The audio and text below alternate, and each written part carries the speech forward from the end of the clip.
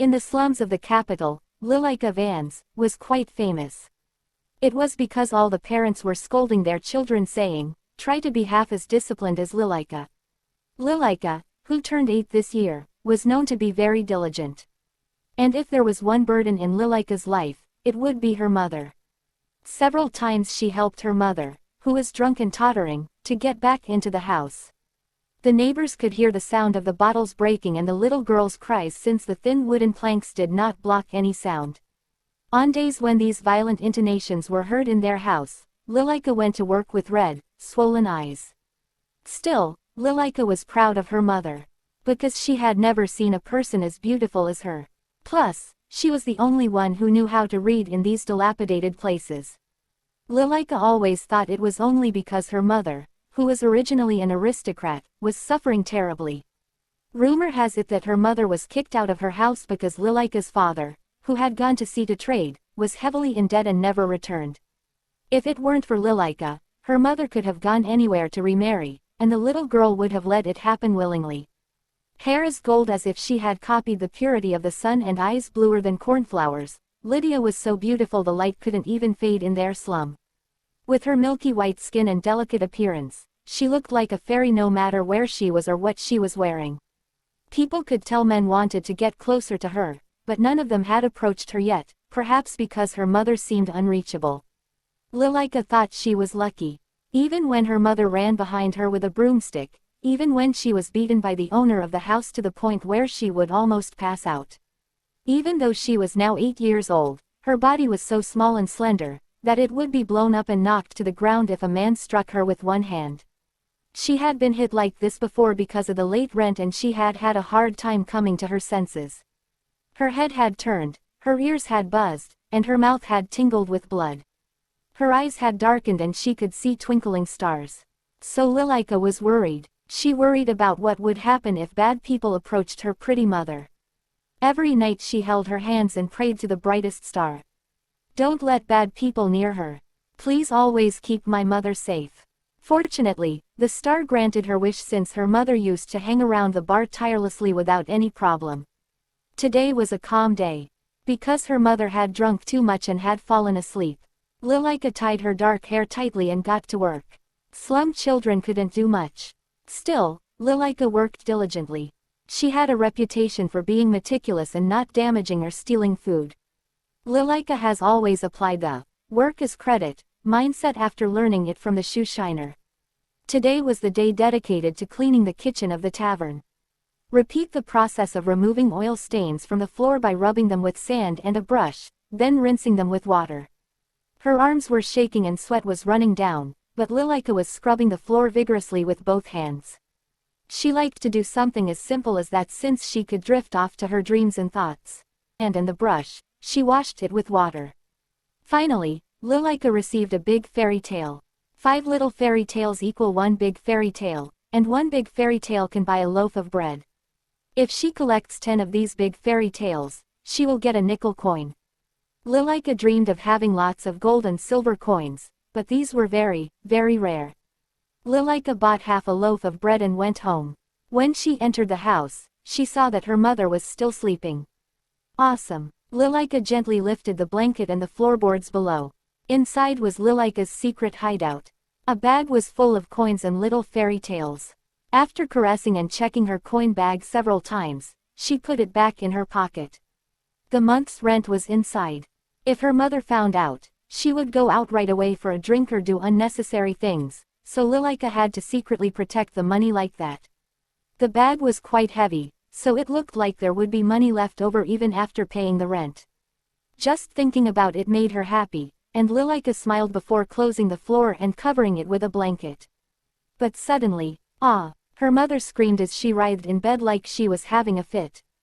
Lilika froze immediately. And no, it burns. Not me. Even after her mother fell out of bed, she continued to struggle as if she hadn't noticed. So Lilika ran towards her. "Mother, mother, are you okay? Where does it hurt? Save me, live." Lilika gripped her mother's hand tightly and it wasn't until she shuddered one last time that she stopped. She opened her trembling eyelids and looked around, but she looked haggard. Lilika was terrified to see her in this state. She had heard of people whose minds were damaged after abusing alcohol for too long. She feared that her mother had come to this. Where am I? You, impossible, Lilika. Urgently, her mother lifted her upper body and grabbed Lilika's hand, which was helping her up. Sitting down nearby, Lilika replied, "Yes, mother, it's Lilika." Her mother looked blankly at Lilika. Lilika grew impatient and stared at her. "Mother, are you okay?" "We are in." He got up from the ground and started running around the house. "Oh my God, we're in the ghetto. It's impossible. This is, oh my." She looked out the window and around the house, then she picked up a small piece of mirror, looked at herself intently, and sucked in her breath. "I returned. Mother." Lilika slowly started to get scared. It seemed to her that. Then she turned to her daughter. Lilika flinched. Her mother ran over and hovered her hand on Lilika's face. Yes, it could not be otherwise. Lilika closed her eyes immediately, but then two hands gently touched her cheeks. When she opened them slowly, she met the blue gaze of her mother, who was very close. Then, tears streamed down her face. "Lilika, you are alive. My dear Lilika. Mommy is sorry, she had it all wrong. I was so stupid. Mommy was so terribly stupid." Lilika blinked in surprise and her mother hugged her. Time and time again her mother cried, "My treasure, my precious baby, my Lilika, I love you." She whispered those dreamy words. Lilika relaxed where her mother's body heat had touched her. Lydia's words began to seep into her heart. The tears overflowed without her realizing it, and Lilika cried. She didn't know if what she was experiencing was a dream. Yes, maybe she was dreaming, but her mother was so warm. It was so nice to hold her in her arms. Lilika realized it even more afterwards. Her mother stroked her hair, wiped her wet cheeks and embraced her. After a while, and having calmed down, her mother sighed and hugged Lilika for the last time before letting go. For Lilika, everything was sudden, strange and anxious at the same time. She was also worried about what would happen if her mother changed again. "Lily, what year, month and day are it today?" "Today is April 15th of the year 485. At Lilika's words, her mother thought for a moment, then snapped her finger. "The Imperial Palace Ball." Lilika was surprised by her sudden words but nodded. The spring ball, which no one in the capital was unaware of, would soon take place. During this period, the capital is revitalized and even the slums are also infected by this dynamism. It is said that nobles dressed in splendid clothes go one after another to the capital to participate in a splendid ball held at the Imperial Palace. His Majesty the Emperor will also attend this year's ball, but rumor has it that His Majesty is a terrifying person. Parents even threatened their children like this: "If you continue to behave this way, I will send you to the Emperor."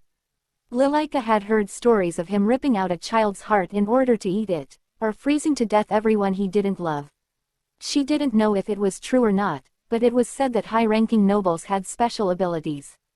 They are said to be able to control water at will, freezing anything or moving objects. Not only that, it seems they have a lot of magical tools. It is said that His Majesty, with such powers, would have killed people to seize the throne and become the emperor. Rumors also said that His Majesty killed the former ruler. The current crown prince is the son of the former emperor. However, the current emperor has declared that the prince will inherit the throne when he comes of age, but can we really believe that? Anyway, most rumors said the emperor was weird and scary. Lilika blinked, suddenly wondering why the imperial ball was being discussed. Her mother grabbed Lilika's shoulder. "Lily, Mommy has to attend the ball." It was so absurd that Lilika couldn't even answer. Her mother's blue eyes flashed like lightning. "One way or another, I have to attend the ball and meet His Majesty. We have to take our chance now. We have to prepare today and go tomorrow." "That doesn't make sense." Lilika started to get desperate. She thought her mother had changed, but she was wrong to think so, even for a moment. She was talking about the Imperial Palace. She was talking about meeting the Emperor. Lilika was flabbergasted, everything was so absurd. Why didn't her mother know what an 8-year-old knew? How could we even enter the Imperial Palace? There is a way in. Of course, you will not wear these clothes. I need to borrow proper clothes from the pawnshop. Once that's done, Mommy will take care of the rest. So, Lily, knowing what was about to happen, Lilika spoke with trembling lips. No, I don't have the money. Mother. Lily, please. Trust your mom just this once. Yes. Lilika shook her head. She had to pay the rent right away, and she definitely didn't want to be beaten again. Besides, it was for an imperial ball. What if his mother was caught by the soldiers? No, she was definitely going to get caught. Her mother was gentle and comforting, but Lilika kept her lips closed. The stubbornness of a little girl who grew up in a slum should not be taken lightly. Finally, Lydia sighed and lifted her hands from her shoulders. Okay, Lily, if it's your will, I can't do anything. Lilika lifted her head. Her mother didn't seem particularly upset. After thinking for a moment, her mother seized her again by the shoulders and said, Lily, please know one thing. Mommy will do everything she can for you. I know you are a child who can be happy even without these things. It is simply my desire, the greed of a mother who would do her best for her child. Do you understand? Lilika nodded. Her mother smiled and hugged her. Then go to bed early today. At her mother's words, Lilika quickly pulled out half of the bread purchased earlier. Eat this to get better. At the little girl's words, her mother looked at half the bread for a moment and said, Let's share. The hard bread had to be cracked with force. After sharing the bread, Lily slept in the narrow bed with her mother. She was so happy that she fell asleep without even dreaming of her silver coin. When Lilika woke up the next day, her mother was nowhere to be found. She saw the open wooden floor without the blanket over it. Of course, the coins in the bag were all gone. Confused, Lilika collapsed on the floor. Her legs were so weak that she couldn't help it.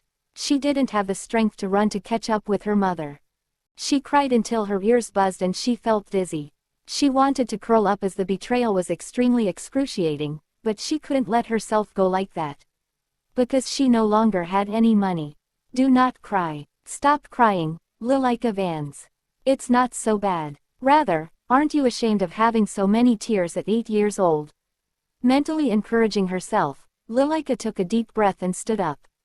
Living in a slum required perseverance. Besides, she thought back to her motto, work is credit. She couldn't not go to work today even though she was sad and sick. If she didn't go capital. After wiping her hands, feet and face at the well, she left the slums. There are many expensive glasses in bars, but long, thin glasses are not easily cleaned by large adults' hands. However, the hands of a child like Lilika adapted easily, and she did the job of washing and wiping the glasses without leaving stains on them.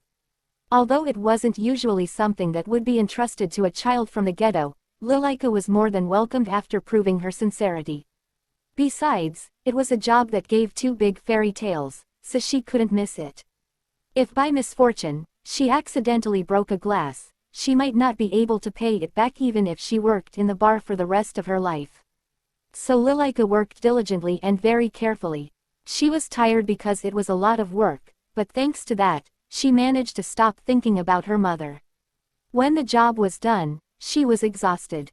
She was working way too hard for her little body. The landlord handed her 2 big fairy tales, and after saying goodbye, Lilika returned home. She knew she had to go home, but she didn't want to return today. So Lilika strolled through the streets, thinking about the 2 big fairy tales she had won. But people passing through the streets saw how dirty Lilika was and they avoided her like the plague. Lilika was quickly ashamed and headed back to the slum. However, it was not until sunset that she finally returned home. Maybe her mother was back. She could apologize, or maybe she would have brought some money. Or else her father would be back. Thinking this, Lilika smiled bitterly. It was a hopeless smile. As soon as she opened the door, she felt something different. It was like a sign that only the owner of the house could feel. Nothing was missing inside, but Lilika was very nervous because it wouldn't be strange if a theft happened here. Moving slowly, her hair standing up like a kitten, Lilika looked around. Miss Lilika Vans. Lilika jumped at the voice from the darkness. She turned in the direction of the voice. A man with a hood covering his face stood there. Even though he wore a worn hood, Lilika knew he was a high-ranking person. His clothes covered by the cloak looked expensive at first glance, and more importantly, she guessed it by looking at his shoes. He had an upright posture, giving an air of perfectly mastered pride. He had to be a man who didn't have to bow his head in front of many people.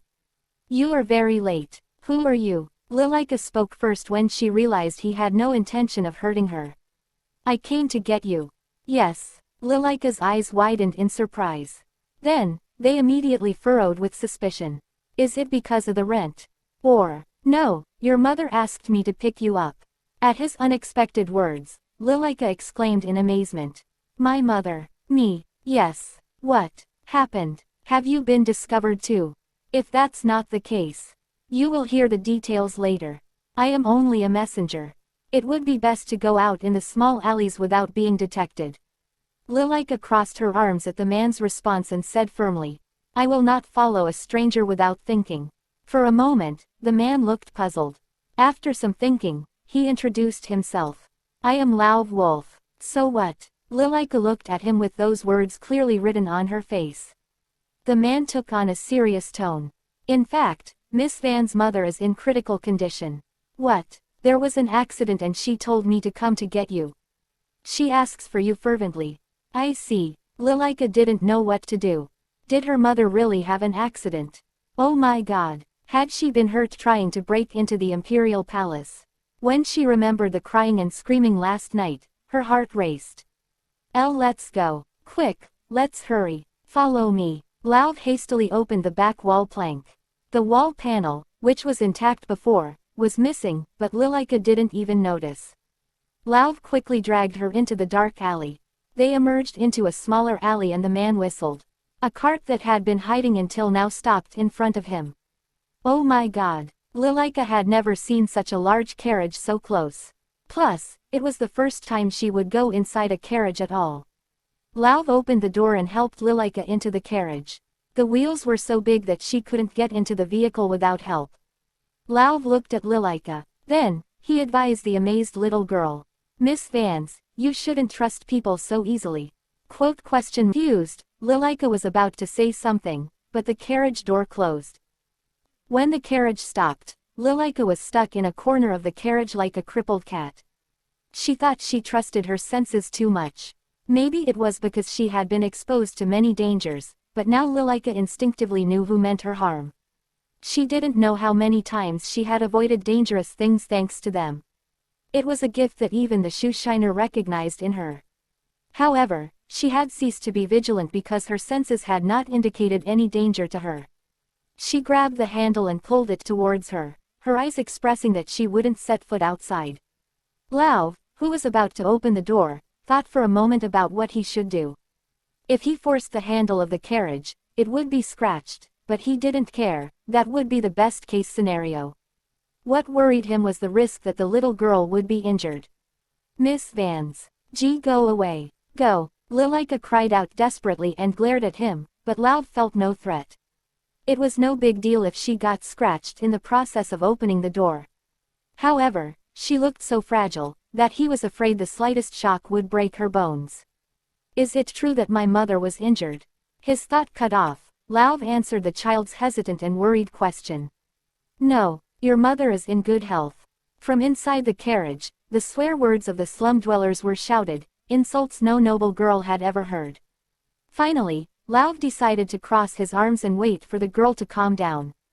Lilika thought that if he tried anything, she would hit him as hard as she could. But as time passed calmly, she gradually relaxed. The scenery outside the carriage door captivated her. She saw a beautiful garden and a building even more splendid than all the wonders that had graced her eyes. Even the water fountain made happy noises. The surroundings were not noisy and did not look like a human trafficking site. Looking carefully around her, Lilika leaned a little more towards the door. Once she got close enough, she saw Lao. He had moved away and was now out of reach. Her head sticking out of the door, Lilika looked around. If you looked this way, it was a garden, if you looked over there, it was still a garden. However, the manicured lawns and trees still looked suspicious to her. Where are we? Lilika asked a question and Lao gave a simple answer. It's a separate palace. A separate palace. It is one of the smaller palaces attached to the imperial palace. Are you ready to go down now? With that, Lilika gripped the carriage door tightly. Lauv stared at her intently. Lilika slowly began to take refuge in the back of the carriage. Lauv sighed softly, feeling like he had missed the opportunity to catch the kitten who was halfway out of its hiding. Suddenly, a woman ran out of the palace. Lilika, is Lilika there? Ah, mother. Her voice was that of a familiar mother, but her outfit was way too dazzling. Lilika had to check several times if the person in front of her was her mother. The little girl jumped out of the carriage when she found Lydia running towards her, one hand holding the hem of her loose dress. Mother. Lilika, thank God. I'm sorry, were you worried? Mommy is sorry. It's all her fault. Her mother's clothes were soft and the folds made a nice crisp sound. Lydia's arms were comforting and her cheeks brushing against her seemed very soft. Involuntarily, Lilika said, I'm really angry. She wanted to express her frustration. Contrary to her expectations, her mother neither got angry nor pushed her away. Rather than that, she hugged her even tighter. I know, Mommy was wrong. She did something really wrong. But she had no other idea. Forgive her, okay. Lilika's heart softened as her mother apologized again and again with a shaky voice. I know, but how did all this happen? Where are we? What is going on? Yes, let's come in and I'll tell you everything. Her mother smiled, stood up, and then took her hand. Finally, she looked at Lauv. Thank you. My pleasure, Lady Lydia. Lauv greeted her politely. Lilika hesitated and waved her hand, and Lauv bowed his head slightly as well. This surprised Lilika and she clung to her mother. It was the first time she had seen a grown man bow to her. She held her breath and looked around her. Lydia decided that her daughter should be washed first. Her brown hair was greasy and bushy, and her fingernails and ears were black. There were no servants in the palace, but there was no particular difficulty because hot water was abundant. Lilika exclaimed, is that a bathtub? She was very surprised, so amazed that this place was filled with hot water. Her astonishment did not stop there when she saw the clear water turning black, or when she noticed that the soap, which smelled good, tasted bitter and irritated her eyes. It was just amazing. Lilika thought a piece of her skin had come off as she was washed from her hair to the tips of her fingernails with a brush. A warm, sweet scent was applied and Lilika put on her new clothes. She wore incredibly soft and thick underwear, as well as a dress full of lace. It was the first time she wore such a gorgeous, yet dense outfit, so it felt a bit suffocating. Underneath, wearing silk socks and soft lambskin boots, Lilika wondered if she was dreaming. Several times she stroked her clothes and enjoyed the pleasant texture. A little later her mother came in with some light food. For the first time, she tasted jam. It sparkled like jewels on soft bread that seemed to melt. Then her mother explained, it's raspberry jam. Lilika cleared her throat. She was slightly thirsty so her mother gave her an orange drink that tasted amazing. Lydia told her it was called orange juice. She didn't know what an orange was, but Lilika thinks the world is really big and there are a lot of delicious things out there. And the scary, the little one questioned. How did it go? Well, your mother is going to marry His Majesty the Emperor the day after tomorrow. Lilika was so stunned that she didn't even realize the bread had fallen to the floor. Also, surprisingly, she hadn't heard a sound when her soft bread slipped from her hands. Lilika stared at her mother. Her lovely mother had always been Lilika's pride. Her wavy golden hair and blue eyes seemed to glow in the dark. Today, her mother was even more beautiful. So much so that she couldn't even recognize her directly. Compared to her mother, she had unremarkable, dull brown hair. It would be so nice if her hair could wave like clouds. However, her turquoise eyes, which were similar to her mother's, were her pride. And no, Lilika, don't run away from reality. Lilika shook her head and picked up the bread that had fallen on the floor. However, her mother took what she was going to put inside her mouth as it was dirty. She then thought that this room was 1,000 times cleaner than her bedroom. Watching the precious bread being taken from her hands, Lilika was startled but quickly regained her composure. Because this story made more sense than a mother falling in love with the emperor and marrying him the following days. Lilika then asked with a serious face. So that means you have a job? Lydia brushed the crumbs from her daughter's lips and nodded. She did have a job. It was hard to just admit it, but there was no reason not to say anything at all either. Whatever the conditions, whatever the method, a transaction was a transaction, and a contract was a contract. Okay. Lilika was relieved by her mother's words. It was easier to accept that it was a job or a contract. Who was Lilika Vans? Wasn't she the #1 worker in the slums with a work as a credit mindset? Lilika snapped out of her initial embarrassment and picked up another piece of bread. But her mother was going to marry His Majesty the Emperor. So, wouldn't she become the Empress? Her smiling mother was extremely beautiful. She could very well play the wife's role of such a man. Mother. Lilika made her decision as her cheeks puffed up from the bread shoved into her mouth.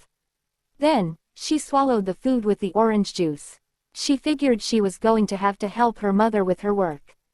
What about me? When Lilika asked, Lydia had a rather sulky face. I thought my Lily would be more surprised than that. I was amply surprised. It has been decided that you will be taken as the Emperor's adopted daughter. So, from the day after tomorrow, Lilika will be a princess. A princess. Regarding her future work, her mind went completely blank for a second. However, the little girl quickly regained her senses. The day after tomorrow, Lilika will be a contracted princess. A daughter under contract. Either way, it was going to be quite a lot of work. Lilika thought, slightly embarrassed by herself as she recognized the difficulty of the task ahead of her. But what the hell did a princess even have to do? Still puzzled, Lilika asked about the contract. She looked around her and asked in a low voice. If it's a contract, how long will it last?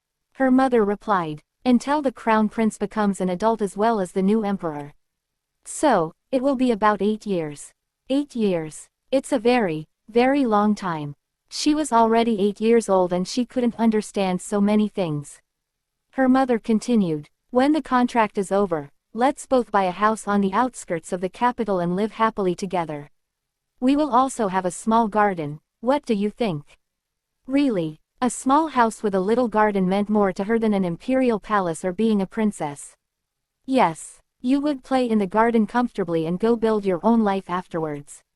The money I'll earn will be huge after all. But be careful, Lydia said seriously. Never tell a soul. This is strictly secret. This contract must never be revealed. Yes, I will never reveal this secret.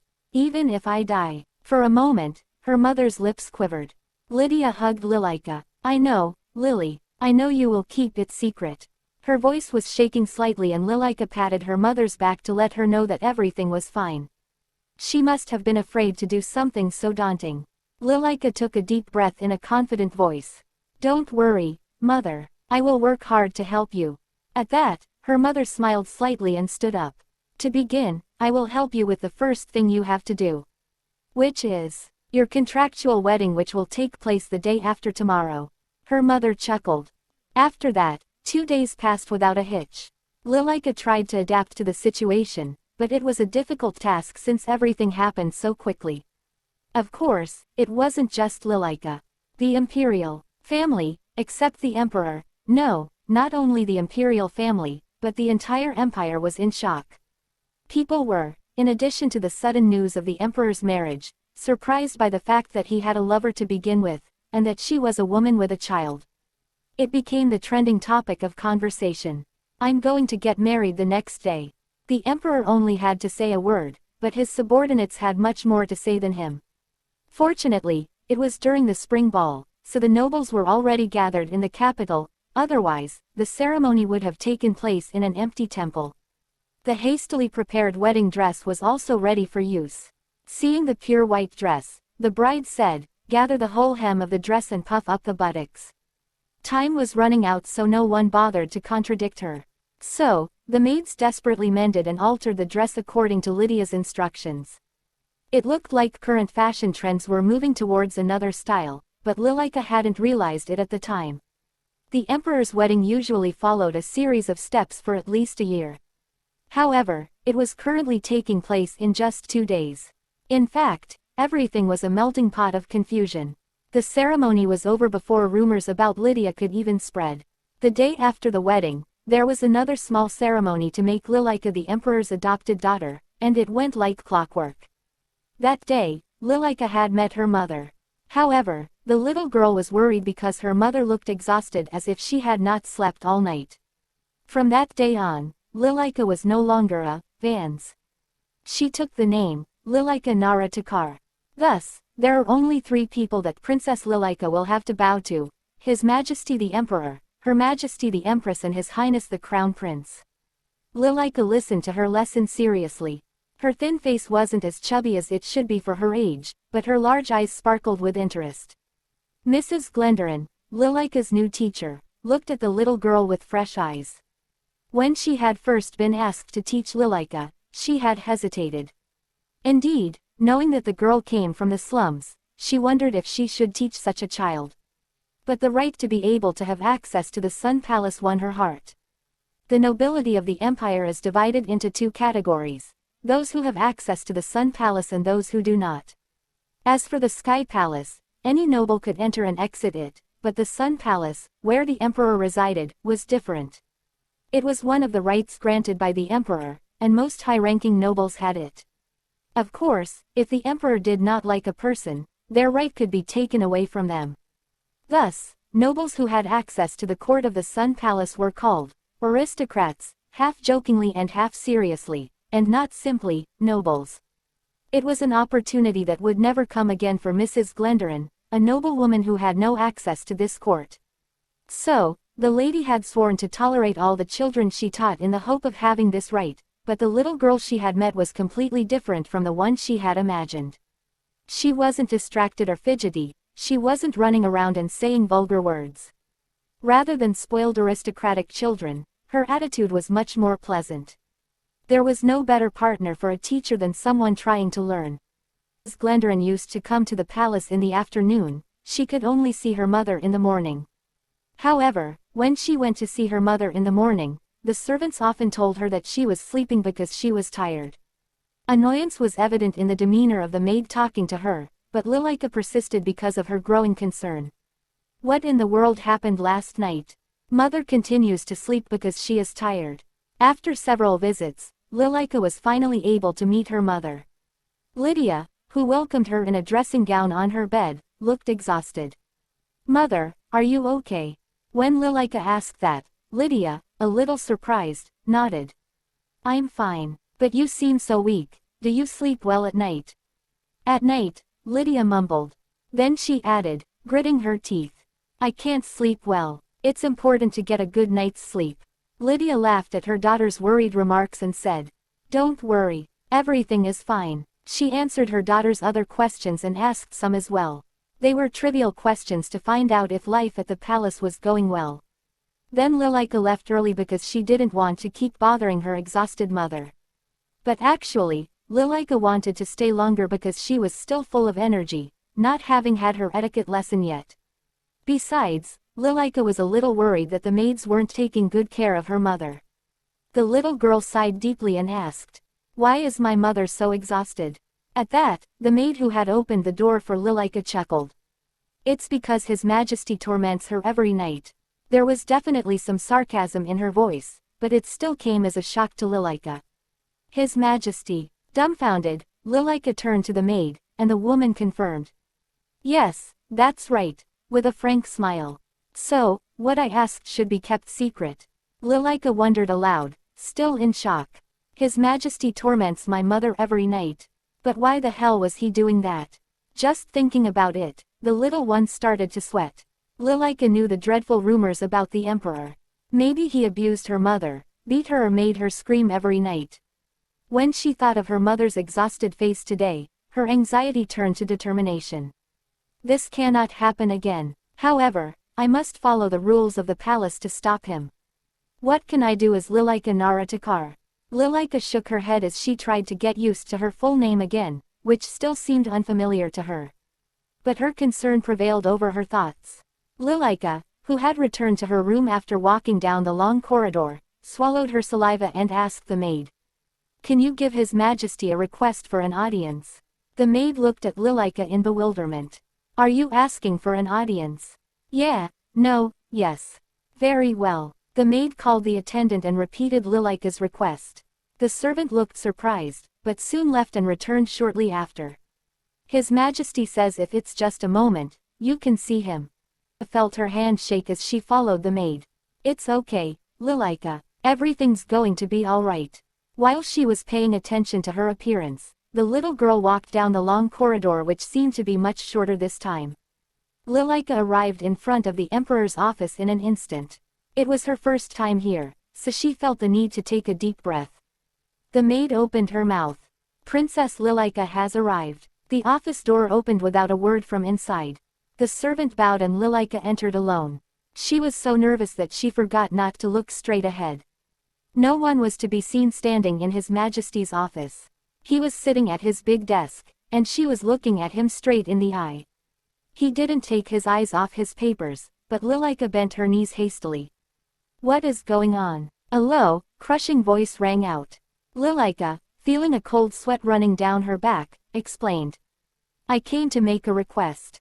Say it. Am my mother. Inhaling for a moment, Lilika gave strength to her voice. Stop tormenting my mother every night. She raised her voice as loud as she could, but it wasn't resounding either. However, the office became silent as if time had stopped. And the next moment, she heard an, oh, and a, wow. Small sounds of exclamation echoed in the office. Surprised, Lilika added, without realizing it, something close to an excuse. Mother doesn't seem to be getting a good night's sleep, so she can't even wake up in the morning, since it's too hard, so, please stop harassing her. His Majesty stared blankly at Lilika and opened his mouth as if embarrassed. Wait, of course, your mother likes. Cough of eyes widened at the sudden coughs blooming everywhere in the room. His Majesty frowned and closed his mouth. She hadn't learned it yet, but maybe it was polite to cough when His Majesty speaks. Looking at him directly in the eye, Lilika opened her mouth slightly. Kofu, poa ha ha ha. A burst of explosive laughter was heard. Taken aback, Lilika turned her head. A tall man with papers in his hands stood in front of the Emperor's desk. He had crouched down and tried to silence the laughter in the room, but Lilika noticed that his back was still shaking uncontrollably. Annoyance could be read in His Majesty's eyes. It was then that Lilika realized that there were two other people in the office besides His Majesty. No, she had already noticed them, but she hadn't yet analyzed their presence in detail. The tall, smiling guy seemed to be a knight, and the other man, an assistant perhaps. Seeing Lilika all embarrassed without even being able to understand the situation, the man who was standing behind His Majesty approached her. He was a gentle-faced man with brown hair and hazel eyes. He had caught her attention because he wore a monocle over one eye. The dark circles under his eyes were also impressive. He knelt on one knee to make eye contact with Lilika. Do not worry, that idiot isn't laughing at you. You are a very brave princess. He added with a smile. His Majesty will no longer harass the Empress every night from now on. Oi, His Majesty refuted, but the man answered him, much to his surprise, looking back at the most powerful man in the land without raising even an eyebrow. Will you not? Hearing those words made His Majesty look like he had chewed on a shell filled with mud. Then, he looked at Lilika and he sighed, his face pale and white. Okay, thank you so much. Lilika smiled, broadly as she thanked him. She immediately lowered her head and gently clasped her hands. I'm going to take my leave now. Why? His Majesty asked with a smirk. Startled, Lilika looked up again. Sorry, come here. His Majesty gestured with his finger as Lilika took a step or two towards him. Just there. Why are you trying to harass the pretty princess? His Majesty's eyes widened at the dark-haired man's words. When did I harass her? I just told her to come over here. Then, he looked at Lilika. Come on, come here now. Lilika gathered her courage and walked around the desk to stand in front of the Emperor. However, to her surprise, His Majesty picked her up and placed her on his knees. It's like lifting a candy shell. The only thing I hear is her clothes crinkling. You love your daughter so much, so why did you starve her? His Majesty's words made Lilika furious. She couldn't stand someone insulting her mother. I'm not hungry. Then why are you so light? If I pushed you with my finger, I think you would fall. My body is strong, Lilika answered without realizing. If a person was not in good health, he would not find a job. So, this answer came naturally to her. But look, by just doing that. His Majesty grabbed his middle finger with his thumb and the little girl fell. The shock of the flick made a loud click. Lilika, who was sitting facing the Emperor in an unsteady posture, fell backwards to the floor. The child's face turned scarlet.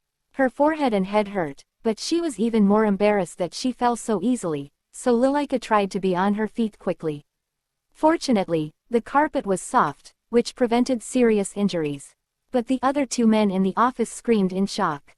Your Majesty, Alteos. The knight called out the Emperor's name before approaching and lifting Lilika into a warm embrace. Oh, the princess is as light as a sugar cookie. Your Majesty, what is the meaning of this? Princess, how are you? Your forehead has turned red. And how is the back of your head? Can you tell me if it hurts when I touch you? When she saw the friendly, worried look on his face, Lilika held back her tears. I'm okay, everything is fine. But everyone could see the tears flowing. The man's voice grew cold. Your Majesty, His Majesty replied. She said she was strong. Adel is not so sulky. He was annoyed that His Majesty didn't understand difference between girl and boy. Then he spoke. Besides being a Takar, the Crown Prince is a well-trained boy.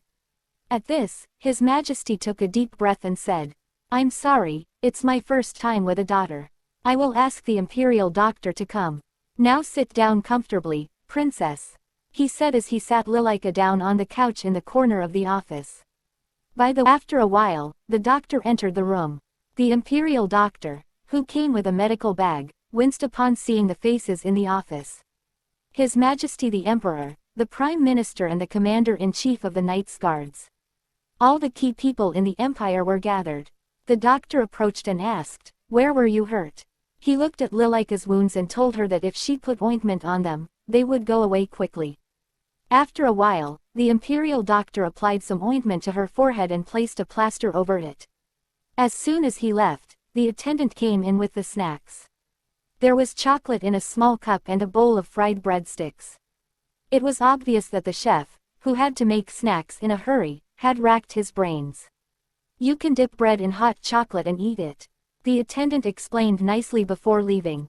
Hesitantly, Lilika looked at the beautiful silver tray and asked, you're not going to eat it with me? No, just eat. This was ordered for the princess, wasn't it? Enjoy it. Alteos and Tan said one after the other. Indulging their demands, Lilika carefully pricked the fried bread with a silver fork, dipped it in the chocolate, and then put it in her mouth. And her expression brightened. Seeing the girl like this, the three men also had happy expressions on their faces without realizing it. Lilika couldn't believe such a thing could exist in this world. She continued to dip the bread in the hot chocolate and ate the rest of the food diligently. Let's order something else to drink. Isn't milk enough? After eating sweet bread and refreshed, the most influential person in the palace is the emperor. Alteos stared intently at his new daughter. In fact, he had completely forgotten about her existence. But now she had become unforgettable. How could he forget such an impactful meeting in person? The brown, semi-curly hair had a slightly spongy look, very different from her mother's, but their eye color was similar. Lilika met His Majesty's piercing gaze and her forehead hurt again. She had the same impression of His Majesty as the first time she had seen him. He was tall and very handsome, but one aspect of him didn't seem human. She had heard and thought he was a very scary person, but seeing him like that, she thought maybe he wasn't that bad. Washing her mouth with milk, Lilika exhaled a phew before saying, thank you for the meal. As she thanked the adults, the girl also held the glass of milk tightly with both hands as she was afraid of dropping it. Then, when she looked up to greet them, she was surprised to see the three of them looking at her with a warm gaze. Ah, do I have something on my face? Lat shook his head, but the little one still wondered if she had eaten messily or if there was a trace of food left in the corner of her mouth. No, it's just that the princess is very cute. At Lat's words, Lilika's face flushed red. It was the first time she had heard someone say. Lat nodded then asked, that's a different question, but are you enjoying your life right now? Lilika looked up and replied to Lat, I'm working hard. It was a strange response, but Lat smiled anyway. I understand that too. Your Majesty, how about making Bryn the princess's servant? Tan raised an eyebrow. Alteos, meanwhile, looked at Lat for a moment then nodded. Good idea. Indeed, it would be preferable for the position to go to a young person. Lat spoke with a soft smile and turned to Lilika. Lilika thought Lat wasn't as good a person as he appeared to be. It is rare for a good person to have such a high position. Being nice didn't mean having a weak heart, but in Lilika's mind, it was all the same. People in high positions are determined, sometimes cold and heartless. So, wouldn't the Prime Minister, Lat, be the same? Okay, I'll let you two talk about work. Princess, come, I'll walk you back. Tan waved with her hand, thus ending the conversation. Lilika hurriedly jumped up from the sofa and said, It's okay, I can go back alone. No, you can't. A princess should not be seen without company. I could let a servant do it, but I will do it today. Tan retorted with a wink. Then he added, Thanks to you, I was able to skip work for a while. Lilika replied, Really? She was embarrassed, not knowing how to react. Instantly, Tan grabbed her and placed her on his shoulder. Hya, Tan gripped the flabbergasted Lilika's legs to hold her in place. Due to the several layers of petticoats worn inside, no one saw the girl's underwear, which saved her from an embarrassing situation. However, the posture she was in seemed rather shameful to her.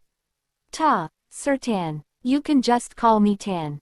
The Takar never call others this way unless they are among themselves. Tan smiled and left the office with Lilika on her shoulder. The attendant who was waiting outside widened his eyes. Of course, Lilika was very embarrassed, but Tan didn't even notice. However, even though she was high up, she wasn't afraid of falling because Tan's hand held her in place firmly and his shoulders were wide and comfortable. In addition, it was quite pleasant to contemplate the surroundings from this height. Okay, let's stop caring about the shame. Maybe this is how a princess goes for a walk. And I am a princess now. So, let's act like one. But Lilika still tried to regain her dignity by positioning herself differently. Guide me to the princess's residence. At Tan's words, the attendant took the lead and began to show them the way. Lilika looked around and asked what came to her mind. By the way, Tan. It tickled Lilika internally when she disrespectfully called out the name of someone much older and taller than her. Yes, princess. But Tan responded immediately as if he didn't care.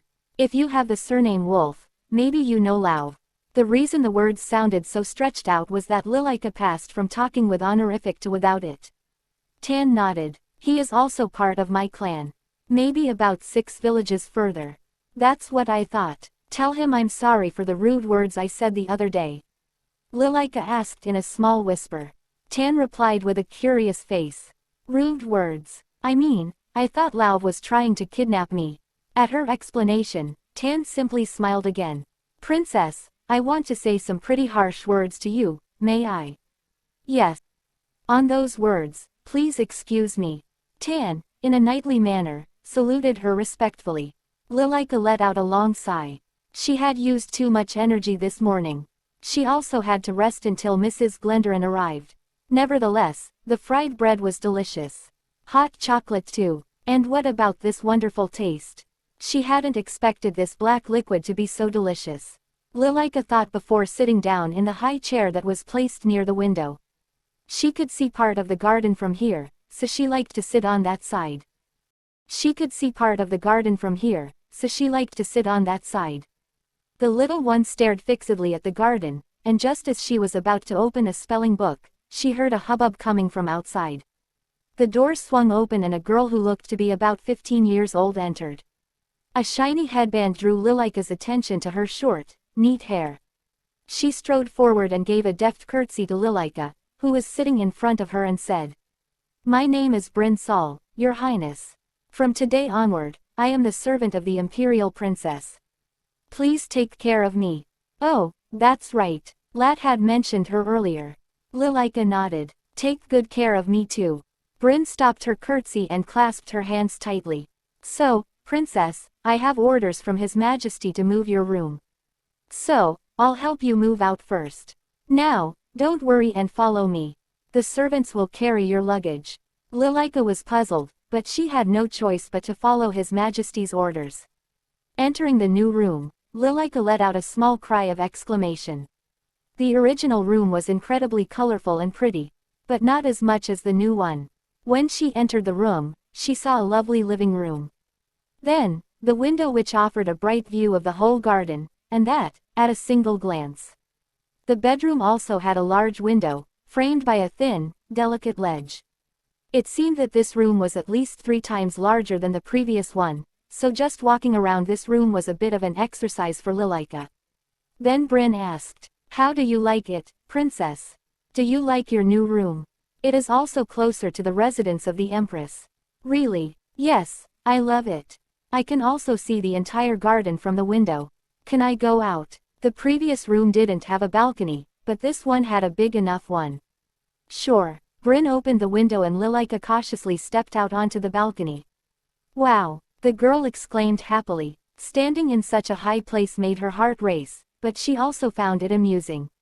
It looked like when the commander-in-chief of the Knights Guards had slung her over his shoulder earlier. The balcony was also large enough to drink tea. Bryn smiled with satisfaction. "I'm glad you like it, princess. This room is called the White Dragon Room." "White Dragon?" "Yes. You know the first Emperor Takar is a dragon, right? In the Sun Palace, all rooms of the imperial family have dragons. The Crown Prince lives in the chamber of the Black Dragon. And the Empress room is always the Silver Dragon's room." "I see." She didn't know that at all. So, what was the old room called? Lilika didn't ask because it might put Bryn in a sticky situation. Anyway, the previous room was probably not named after a dragon. "Why don't you contact the Empress and visit her? It's tea time." "May I?" Bryn grinned brightly when she saw a smile bloom on Lilika's face. "Yes, of course." Bryn ordered another maid. "Pass the message to the Empress." All the maids Lilika had originally changed, but they obeyed Bryn as if they always had been her maidservants. Indeed, her mother's room was not too far, just up the stairs. Her mother enters the room with a smile. As soon as she entered the drawing room, her mother hugged her. Lilika busted into a happy laugh. Her mother then asks, "Lily, you said you went to visit His Majesty the Emperor." Lilika looked at Lydia, startled by her words. She didn't expect her mother to know about it already. Looking at her daughter half-heartedly, Lydia explained, "His Majesty has come to tell me." "His Majesty?" "Yes." Lydia sighed and hugged her daughter around her shoulders. "Lily, I appreciate your kind gesture, but you don't have to risk anything. You don't know how surprised Mom was to hear the news." However, Lilika bowed her head. Her mother hugged her tightly and gently stroked her hair with her fingertips. "I know, my sweet Lily is worried about her mother. But Mommy is also worried about Lily." "Yes." Lydia smiled and kissed her daughter's forehead. Then, Lilika said softly, "Still, His Majesty didn't seem like a bad person. That's why it's dangerous." Lydia said seriously, "You shouldn't believe that because he treated you with kindness once. That doesn't make him a nice person." "Got it. That man can slit another person's throat with a smile on his face." At the warning, Lilika swallowed her saliva and nodded. Lydia relaxed her expression. "I don't mean to scare you, but it's better to be careful. Anyway, thank you. I feel better now. Would you like to sleep with Mommy tonight?" She smiles at her mother and asks, "Really?" Her mother replied, "Yeah, let's sleep together since it has been a long time." Her mother said, "Let's go and spend time together." But Lilika told her mother that, "I have an etiquette lesson today."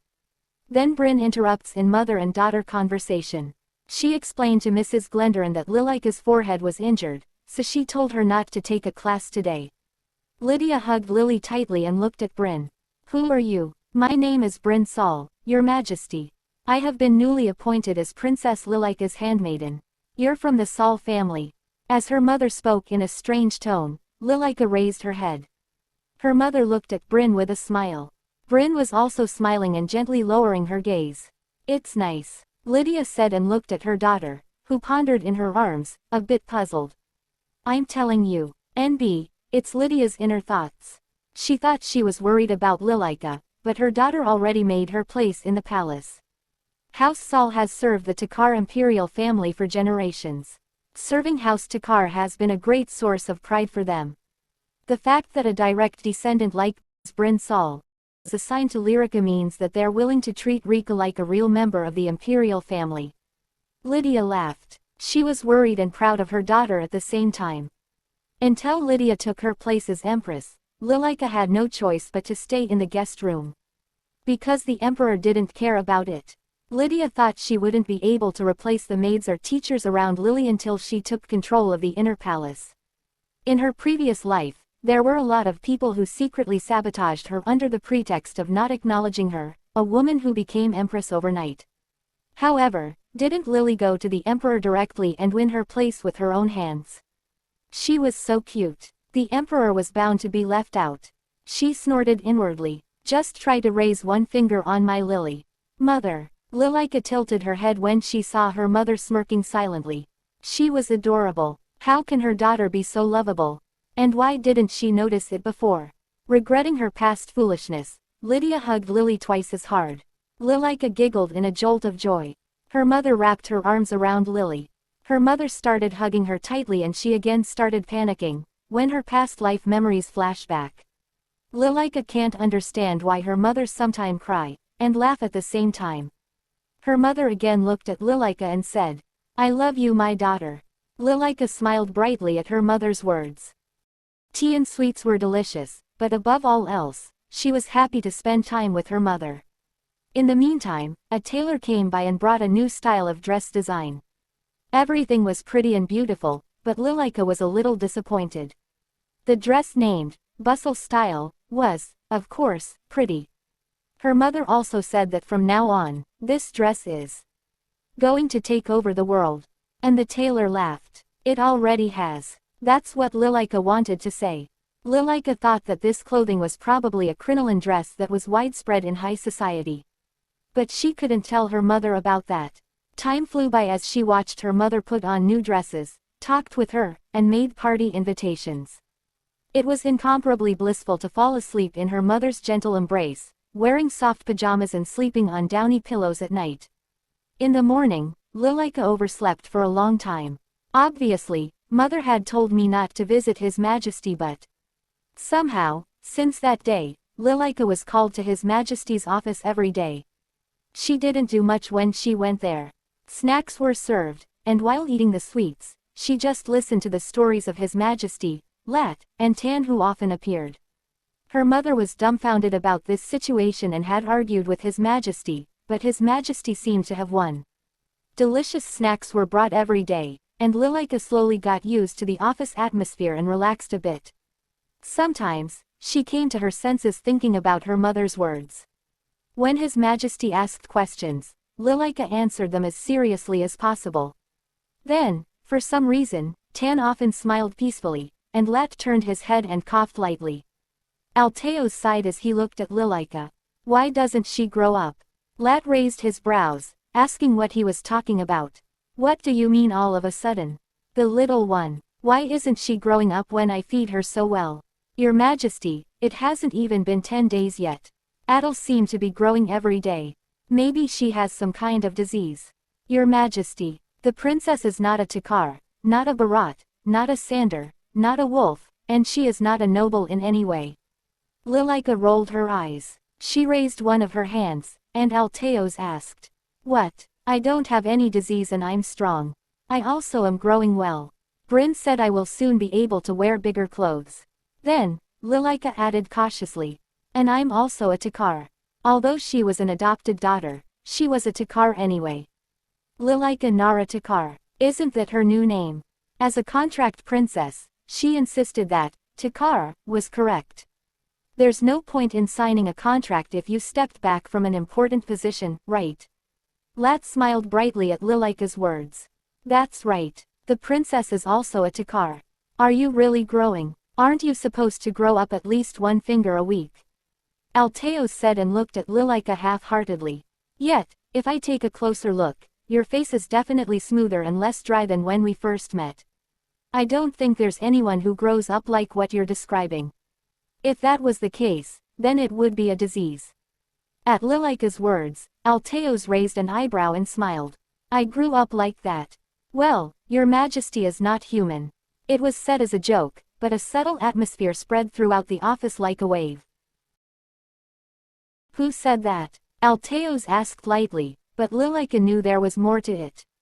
She had to answer without making any mistakes. Lilika said softly. Bryn said it. The imperial family are descendants of dragons. So, you're a dragon. Alteos sighed with relief and his expression loosened. Then, Lat intervened. The princess is right, but saying that His Majesty is not a person can be misunderstood, so it is better not to say it. Well, that's what everyone thinks. Alteos snorted. Lilika explained quickly. I thought it was really cool when I heard it. It's truly awesome. When Bryn had explained the name of her new room, Lilika had asked, then, what do you call His Majesty's room? Bryn had replied with a smile. His Majesty's room doesn't have a dragon's name. Because His Majesty is a dragon. I was impressed with the story. I thought it was a myth becoming reality. Lilika tried her best to convey that emotion to His Majesty. At Lilika's words, Alteos gestured with his hand. Realizing that he was telling her to come closer, Lilika hurried towards him. Alteos thought it was funny. He'd be dead if he dragged her by the hand. She had to come voluntarily. It was not that Lilika was fearless when she approached him. He knew that. He also knew he could very well threaten her. But she believed that he wouldn't hurt her, and seeing her running toward him like this, he didn't want to break that trust. He put his arms around her waist and placed her on his lap. Now that he was used to it, his posture was much better than before. A child's heart was beating much faster, with a much smaller sound than an adult's. Their body temperature was high, and their weight was surprisingly light. Few people could look directly at him, but when Lilika acted this way, she looked just like her mother. Lydia is the same. Lydia, who offered him a contract marriage, looked at him like this. Until the Crown Prince Adel becomes emperor, he will be her support. To be able to do everything as the Empress of the Empire. However, there are limits to what the Emperor can do, and the social world is a completely different battlefield. Could she handle all those sly foxes? So far, she has been doing better than expected. But compared to such a mother, what could he say about her daughter? It's a type I've never seen before. It was interesting because she was the type of human being that was difficult to see in court. Your Majesty, as Lilika called him carefully while tilting her head, Alteos grinned. Why do you call me Your Majesty? He spoke. Excuse me. She was puzzled. He continued. Am I not your father? She startled and spoke. Yes. Well, yes, that is correct. He continued. Then, now, call me. Seeing Alteos talking like that, Lilika looked around. Lat was watching their interaction with interest. Well, her thoughts started to swirl round and round. His Majesty was scary, but also a good man. However, did that mean she was allowed to call him father? Even if it's just for work. Did she have to call him that way because of her new job? But wouldn't she be told that her behavior was arrogant? Lilika repeated the words in her head. Father, father. To her, a father was something that existed only in dreams. But in front of her, was the person who would be her father for at least 8 years. He existed now, in reality. When she thought about it, for some reason, tears flowed down her cheeks. Lilika was startled and slapped her cheeks. No adult liked to see a child cry. I'm sorry. I'm sorry. Stop it. Alteos grabbed her hands. She hit herself because there was nowhere else to hit. I'm sorry. No, just because I married your mother doesn't mean I magically became a father to you. It's my fault. For forcing you like that. Alteos said and reached out to Lat. Handkerchief. Lat silently handed him a clean handkerchief. Alteos, as he wiped Lilika's face, continued. It's all right. You didn't do anything wrong. Your mother will go crazy again if she finds out that I made you cry.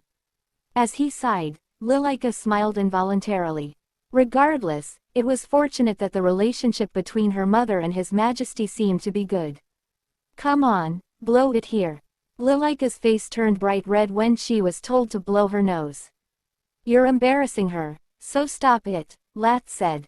I'll do it. Taking the handkerchief from Alteos' hand, Lilika wiped away her tears and runny nose. Then, Alteos ruffled her hair abruptly. Recognizing that it was a rough but caring touch, Lilika smiled. Taking the handkerchief from Lilika's hand, and throwing it at Lat, Alteos said, "Well then, let's go back to work." With Lilika on his lap, he turned the chair to the desk. It didn't look like he was going to ask to call him father anymore. Lilika felt sorry for it, so she repeated the word father in her head and silently moved her tongue. She suddenly felt closer to the fearful emperor. Father, father, will he ask her to call him this way again? Tickles pricked her stomach as she was feeling embarrassed. But she was happy maybe in future her dream would come true. From one arm His Majesty was holding her as well as he was doing his work. Both Tan and Lad also resumed their work. She didn't notice it before because it was covered with paper, but the ink had overflowed and was drying near the inkwell. Pencils were also rolling around wildly in a sea of crumpled paper. Lilika couldn't stand that her father's, no, His Majesty's desk was so dirty. She wanted to do something for His Majesty. Lilika said cautiously, "Excuse me, Your Majesty." "What? Can I wipe the ink bottle for you?" "Ink bottle? The ink is dry at the entrance.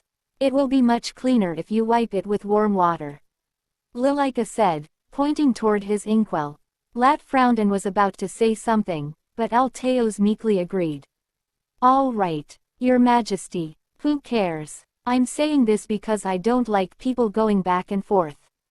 "Lilika, you can use anyone you want, so make yourself comfortable in the office." At Alteos' words, Lat pressed his palm to his forehead. His Majesty could think that was just favoritism, but wasn't he just pampering the princess? It was dizzy to think that a child was walking around the office. It was more likely that things to do would increase. In fact, Alteos said he didn't like when his office became crowded, so only the Prime Minister, Lat, and sometimes Tan, were allowed to enter the office at all times. Therefore, while Lat had to do his usual paperwork, he felt his head spin thinking that the work could potentially increase again. Lilika quickly called the attendant to bring her warm water, a cloth, a bag and a stepping board. She seemed quite accustomed to calling people over. She wiped the inkwell clean and started moving around to tidy up the office. The contents of the trash can were first put in the bag, before being thrown outside to separate the processed and non-processed documents. To his surprise, the little girl seemed to be able to read letters. When Lat asked, her face turned red and she mumbled quietly, "I know just a few of them." In addition to that, she worked much more diligently than Lat had expected, such as replenishing the stacks with new papers. Tan, who came in a bit later, quickly noticed that the office had been cleaned. "Thanks to the princess, the office is tidy." After complimenting her for her excellence, he gave her a glass bottle full of colorful candies and spoke, "I wonder if it's okay to have the princess do chores."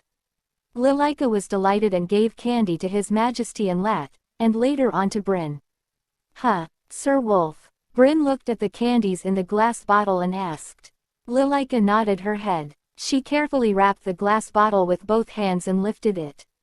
The glass bottle was very pretty, the colored candy inside beautiful, and even the taste was sweet. "But isn't calling him Sir Wolf too much? I know that I add, Sir, to his name, but am I wrong to do that?" Bryn giggled at Lilika's question. "Yes, but Sir Wolf's synonymous with Sir Tan Wolf, so wouldn't it be okay?" She enjoyed the candy Lilika gave her by rolling the sweet thing inside her mouth. The Saul family had served the imperial family for generations and took great pride in serving the Takar family. Of course, some in the Saul family were angry that they attached Bryn to a child who is not a real Takar. But Bryn thought it was ridiculous. His Majesty the Emperor was the Emperor. If it was a Takar's command, even if the other person was not a real Takar, you must serve them as if they were. In addition, the current Emperor's temper was quite twisted, so the Saul family would be pushed away if they refused. Didn't they know that? Besides, Bryn liked this princess much more than the real Takar family. Her older brother, Bran, was a servant of the crown prince, and wasn't he already on stomach pills? She liked the fact that her new master was ordinary. It made her stand out more in this monster heaven. Then, the princess looked into the candy bottle and asked seriously. Excuse me, Bryn. Bryn came closer. She spoke. Yes, princess. Do you think I'm not growing up? Lilika was still worried about Altio's words. Bryn tilted her head at her question and asked. No, you're growing well. Where did you hear that? The truth is. Bryn giggled as Lilika recounted Alteo's and Lat's conversation. Then, she said, Princess, can I tell you an interesting story? Anything. Bryn's stories are always good. Bryn started the conversation after laughing brightly at Lilika's words. Your Highness, I told you that the Takar family descended from dragons, right? Yes. Shall we talk more about the founding of our country? People in the old days used to be great wizards. They could do anything they thought. God told them to use their will for good, but people didn't. And then there was a conflict, and the human continent broke down and sank. Lilika's ears pricked up. It was the first time she heard this story. When she was in the slums, all she could hear were swear words or talks about money. There was no chance for her to hear such an old story. But some people listened to God's command and built a boat on top of the mountain. The moment the continent crashed and sank, a dragon came, grabbed the boat and flew away. Those on board survived, and they came over to this land where we are now. Bryn lowered her voice and took an eerie tone. At that time, the land was covered with dark forests and swamps, and there were all kinds of monsters living there. Dragons and humans set up their homes, fought against monsters, and pioneered the country. Was that dragon a Takar? Suddenly Lilika asked a question, and Bryn nodded. That's right. It is said the dragon turned into a human and led the people. As the country expanded, some intelligent monsters asked if they could join the dragon as well. Bryn raised her arms high above her head and said, there were wolves this big. Their descendants are said to be the wolf family. There also were snakes as thick and big as a rhododendron tree, and their descendants are called Sander. Lilika's eyes widened. So, she was saying that Lat's ancestor was a snake and Tan's ancestor a wolf. Bryn wrapped up the story. The dragon made them human, and they swore allegiance to the dragon. It is said that if they disobey the dragon, they will return to their original form. So, if you look at the crests of high nobles, they are often animals. Then, with a slightly bored face, she said slowly, and as if to prove it, they are all strong, and very healthy. I see. Lilika exhaled a long breath. It would have been much more exciting to listen to this story by a bonfire in the dark of the night, but hearing it now was interesting too. I understand better. Lat is a snake and Tan a wolf. It suited them. It also explained why they didn't always get along. So, the princess is growing up well. It's just that they are growing up too well. Yes. Lilika nodded her head vigorously. She went on to ask. Then do Bryn's family have such a story? Bryn spoke. Yes, it is said we were crows. We were smart and cunning, so the dragon kept us as servants. At Bryn's words, Lilika laughed and nodded. She now understood why Bryn's headband sparkled. Bryn knows a lot more about the imperial palace than I do. Of course, the little girl thought she would, but every time she heard a story like this, she realized it anew. I can't work properly if I don't know anything. A contract princess. A contract daughter. Even if it was something that came as an addition to her mother's contract, and it wasn't expected of her, Lilika's pride depended on it. Somehow, Lilika wanted to finish this contract splendidly. That way, she thought she would be proud when she finished the contract and moved into a house with a garden with her mother. So, she really needed information. Information that would make her a great princess. Bryn. Yes, princess. Sit here. Lilika tapped the seat next to her. Bryn said, I'm sorry, and sat down lightly on the sofa. I want to be a great princess. If she was going to become a princess anyway, wouldn't it be better to be an excellent princess rather than a mediocre one? As Lilika expressed her wish, Bryn nodded earnestly and said, I understand. But I don't know anything about the imperial palace. My knowledge is limited about the nobles, and above all, the imperial family. Bryn, You know much more than I do because you have served the imperial family for a long time. Lilika held Bryn's hand tightly and said with the purest expression on her face. So, Bryn, will you help me? Oh, my goodness. Bryn, her cheeks slightly red, suspired. As a member of the Saul family who has served the Takar for a long time, she never imagined she would hear such words from a Takar. As Takar only dominate and order. I have never thought someone from Takar will ask from a Saul family for help. But it's true that this child isn't a real Takar. Some members of my family are angry that I, a direct descendant, have been assigned to her. But this is the Emperor's order. And a Takar's command is absolute. Besides, with the current Emperor's temper, I bet he'd destroy us all if he didn't get his way. Or we would turn back into crows. Honestly, I like the princess regardless of all that. Even more than the real Takar will ask. She stands out even more in this palace full of monsters because she's ordinary and simple. And also she is so adorable and cute. With a big smile Bryn spoke. Of course, princess. I, Bryn Saul, will help you with all my heart. Leave it to me. Thank you, Bryn. Lilika spoke. Bryn looked at her twinkling eyes and asked, so, what do you want to know first? The Imperial Palace. The palace. Bryn tilted her head, a bit surprised. Lilika explained, from now on, this is my house. But it's not just that I don't know its structure well yet. I don't even know who lives there. No matter what kind of house someone entered and what he had to do there, the first thing he needed to understand was its hierarchy. She had to figure out how people moved, what their allegiance was and their identity. Only then would she be able to move freely and proceed to the next step. Bryn smiled broadly. I understand. You can trust me. The next day, it was the floor plan of the palace that Bryn preciously put on a long table. If it was known that she had an item that was meticulously marked with every secret passage, her tongue would be removed. Unaware of it, Lilika was just amazed. How many rooms are there? It's amazing. What's this passage? It's the servants' aisle. It's connected to those servants' doors. There's a separate way for servants. Huh, I didn't know. What about this? It's a secret escape route. Lilika asked. If it's a secret escape route, is it okay to draw it on the map? Normally not, Bryn replied nonchalantly. But the Saul family has a deep connection with the imperial family. As expected, I'm glad I asked Bryn. Foo-foo. Lilika spoke. Bryn smiled lightly, then rolled up the map and said, after roughly studying the imperial palace's structure, it's best to walk around to help us memorize it. Even if it's bothersome. Yes. And it's okay. It doesn't bother me at all. It was boring to stay in the room all the time, so Lilika quickly jumped out of her chair. Lilika and Bryn walked around the palace grounds. Often there was a room blocked off by soldiers. Lilika asks why he is blocking her way. He replied that someone's place is off limits, you can't enter.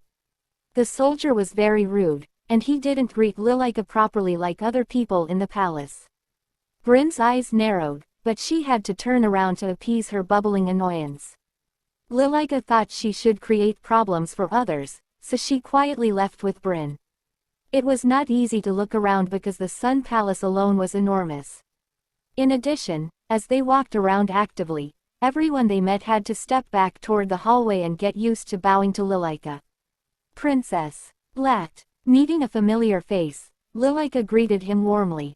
Lat, who said hello in return, raised his head and commented. You look busy, she replied. I'm walking around, trying to figure out the structure of the palace. The structure, he replied. She continued. Yes, it's my house, so I thought I should know. That's right. Lat smiled brightly when she said that. Was there a place you could not go into? She spoke. Ah, yes. There was a place the soldiers blocked. Oh, dear. Lat smiled coldly before speaking kindly to Lilika. If you go to the Knight's Guard's room, Tan will be there.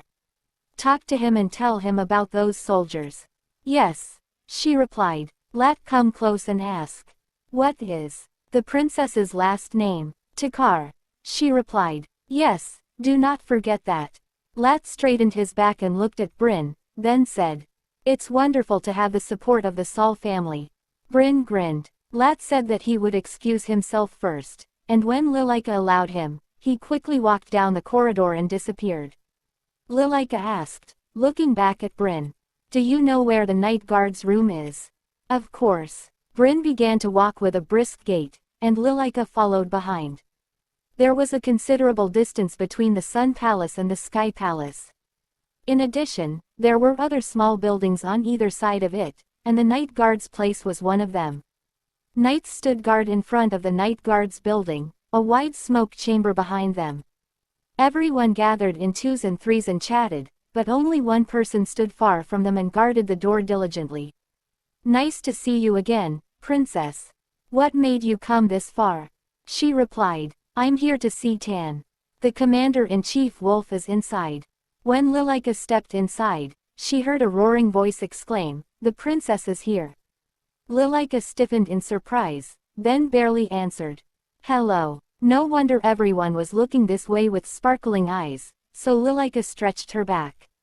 Everyone was very tall, so she wanted to look a little taller. She wanted to tiptoe, but the skirt was too short, so it would be obvious if she did that.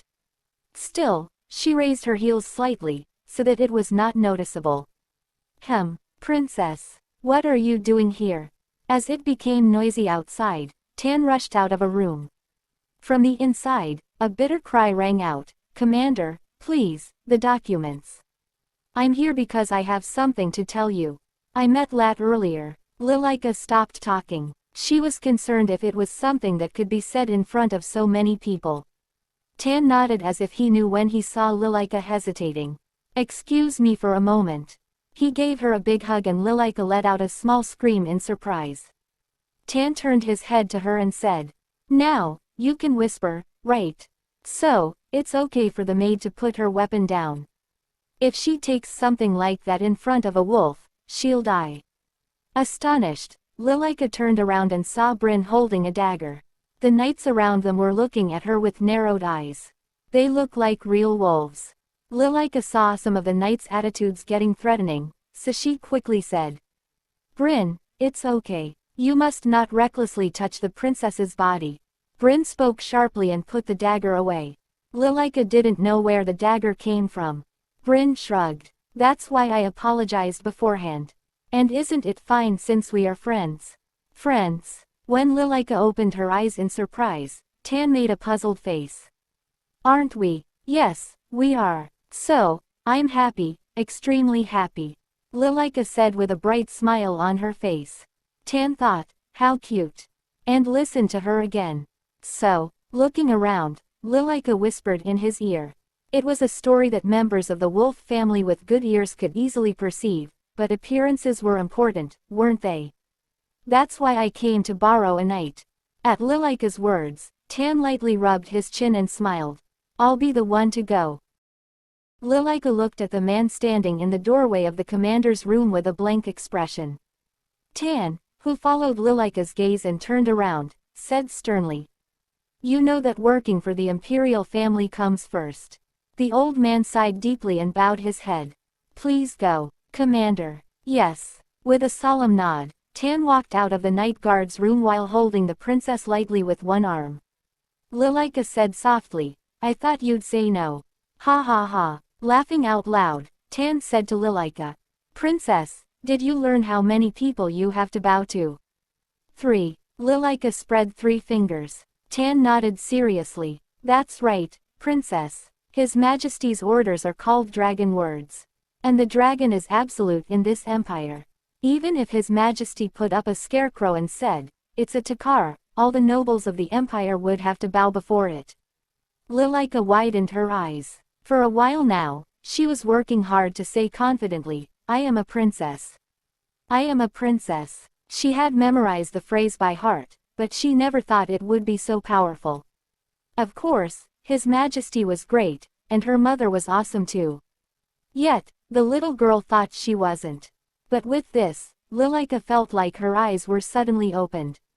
"His Majesty has officially registered you as his daughter. Which means you're the only princess in the Takar Empire." Bryn nodded from behind. All kinds of negative words were about to come out of Lilika's mouth. She didn't know about Tan, but she was a contract princess and an adopted daughter, and only for a short time. Tan gently lifted his gaze that fixed the floor. He winked playfully. You are a princess who only needs to use her chin to lead the Imperial Night Guards.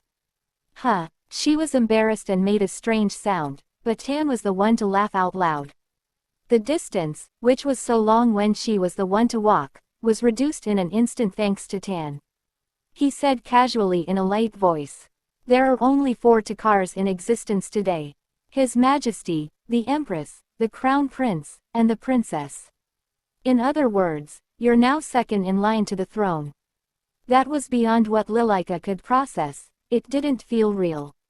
Lilika said, yes, but it doesn't matter because His Highness will be there anyway, right? Tan nodded. Yes. What I mean is that the princess has a very high position. Arriving at the entrance to the Sun Palace, Tan asked. So, where were you blocked? Can I lead you there? Bryn said with a smile on her face, and Tan nodded. Bryn added, how about catching him red-handed? Tan paused at those words and then grinned. As he put Lilika down, he said, shall we? Well, I'll be hiding here, so go ahead. He beckoned with both hands, so Lilika could understand the situation. She coughed and began to walk proudly but with a rather stiff gait in the eyes of others. The soldier stood in her way again. Can't I go in there? She could tell that her voice was squeaky. The soldier said with a frown. You cannot pass. She flinched, but at the thought of Bryn and Tan watching her, she couldn't back down. It took a lot of strength to raise her voice against such a large man with a weapon. Why can't I go? His Majesty's orders. If His Majesty had ordered so, wasn't it be inevitable? Lilika looked at Bryn with shaky eyes, and Bryn's smile grew even deeper. She opened her mouth. Does His Majesty's order specifically prevent the princess from passing through? The soldier pounded the floor with his spear immediately. In any case, this cannot be changed. What's wrong? A low, eerie voice came from behind the little girl. Lilika looked back in surprise. Bryn remained motionless, looking straight ahead. Tan's usual playful expression had disappeared from his face, and an expressionless look, characteristic of a carnivore, took over. The soldier gasped in surprise. Tell me, what's going on? The pressure was felt even though Tan was approaching slowly. The soldier's face gradually turned white. Tan came right in front of the soldier and took the spear from his hand. Name. Tan, who was examining the spear, grabbed it and began to bend it without much difficulty. The soldier answered quickly. I'm John Enders, first-class soldier of the 1st Regiment. Okay, Enders, so what's wrong? That's. I know, accessing the Sun Palace indoors depends on the pass level, even for nobles. However, does the royal family need a pass? The soldier trembled and spoke. No, they do not. Tan continue. Don't you recognize the maid here? He replied, no, sir. Tan became even angrier. Don't you know the basics? That the imperial family always has a servant close to them. No, sir. The soldier replied quickly, sweating profusely. Tan twisted with force the spear between them. Then go and get your superior. Tan said, returning the bent spear to him. The soldier grabbed the now pretzel spear with trembling hands and began to walk. It was a walk that made Lilika wonder what would happen if he fell. Tan looked at the soldier with an air of indifference. It was already shocking to him that the soldier dared to block the path of the princess, but he also looked down at her and threatened her by hitting the floor with a spear. It was impossible to imagine for someone from the Wolf family, who valued children above all else. Tan felt disillusioned. Besides, it didn't matter she was adopted, Lilika was a legitimate princess. A soldier was not supposed to stand in her way. I expected backlash, but not to a little girl in a place like this. And it's only a first-class soldier. Tan smiled and said to Lilika. You can go comfortably now, princess. I will take care of it from here. He didn't need to show her how he was going to handle it. Lilika was secretly worried about what he had just said. If it was a fight, wouldn't it be more reassuring to have more people than to be alone? Will you be okay by yourself? I can stay with you. Tan blinked at those words. They were words he hadn't heard in a long time. The consideration that was put into it was quite enjoyable. Just in case, Lilika added. Of course, I know that Tan can do well on his own, but still. Tan wrinkled his eyes. Don't worry, I'll run to the princess if she ever feels scared. You don't have to go to her. Lilika looked back in surprise. His Majesty was standing from where they came. He was with Lat, and the Prime Minister gave Lilika a gentle glance. I greet His Majesty. Lilika greeted him quickly first, before Tan and Bryn. After replying, His Majesty sighed. Tan spoke. I was going to scold the soldier, but now, I will not even pray for his response. Isn't it funny? What kind of guts would a single soldier have to do such a thing? Maybe he has a pretty big stomach. Alteos looked at Lilika as he said so, and pressed his hand against her forehead. Stumbled a bit this time too, but she didn't fall. Alteos grinned as Lilika stood triumphantly. You are Takar. It has nothing to do with what kind of person you are, what you have, what you don't have, or whether you're worthy or not. I took you in as my daughter. Then everyone should kneel in front of you. Otherwise, it would be disobeying my words. Lat asked Tan. Who was it? 1st Regiment of the Guards, a first-class soldier. John Enders. Lat smiled pleasantly at Tan's answer. Ho ho. It's quite pleasant to foresee what's going to happen, Your Majesty. Then, Princess, please enjoy the Sun Palace to your heart's content. You can leave this to us. Lilika stared at Lat. As expected, the Prime Minister's smile didn't seem to announce anything good. Yes, I understand. Then, I will take my leave. Lilika greeted them and went inside with Bryn. There was no blockage after that. When they went to the place where other soldiers had blocked them, Bryn and Lilika saw a different soldier standing there and he treated Lilika with a keen attitude. I accept your bow. Passing in front of the soldier, Lilika spoke softly to Bryn. I guess the news broke out very quickly. Bryn chuckled. Absolutely. It's the princess's power. No one is insensitive to the affairs of the imperial family. Bryn added playfully. So, what does power taste like, princess? The taste of power. Lilika's eyes widened at the unexpected words. They had lingered in her head the whole time she had looked around the Sun Palace with Bryn. The taste of power. Lilika stared half-heartedly at the apple pie as she ate her snack. If she hadn't become a princess, she wouldn't have been able to eat this, right? The taste of power. She thought of it as she fell asleep in her soft bed at night. She wouldn't have slept on this fluffy bed if she wasn't the princess, right? Is this the taste of power? Later in His Majesty's office, Lilika spoke her mind to Lat. Lat, who was looking at the documents happily, smiled. Princess, I think it's more about money than power. Lilika tilted her head. Listening to Lat's words, it seemed plausible. How much power can be arbitrary? As Alteos said, he threw documents on the floor casually. Lilika rushed over and picked them up, but Alteos threw other papers from his desk. Lilika ran to them as well. Alteos hurriedly threw more documents, and Lilika diligently picked them up like a squirrel gathering fallen acorns. Your Majesty. Lat frowned and called for Alteos, who held his chin and slipped the last document down. Before the documents fell on the floor, Lilika snatched them and said, Hey. Then, with a satisfied face, she arranged the papers neatly and placed them on Lat's desk. Lat was impressed by the princess's diligence, who picked up the fallen documents and organized them by type. Then I think I have enough power. It was the first time she felt as comfortable as she was today. She felt uncomfortable because she didn't work. So, she was glad to have something to do in the office. Lilika said with a smile and a curtsy.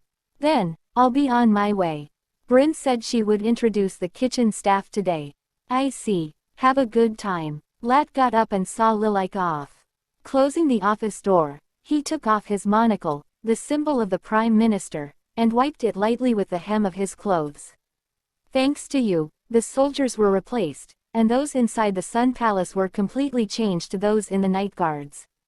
The outside world will still use the soldiers to save face, but They will slowly be absorbed by the night guards.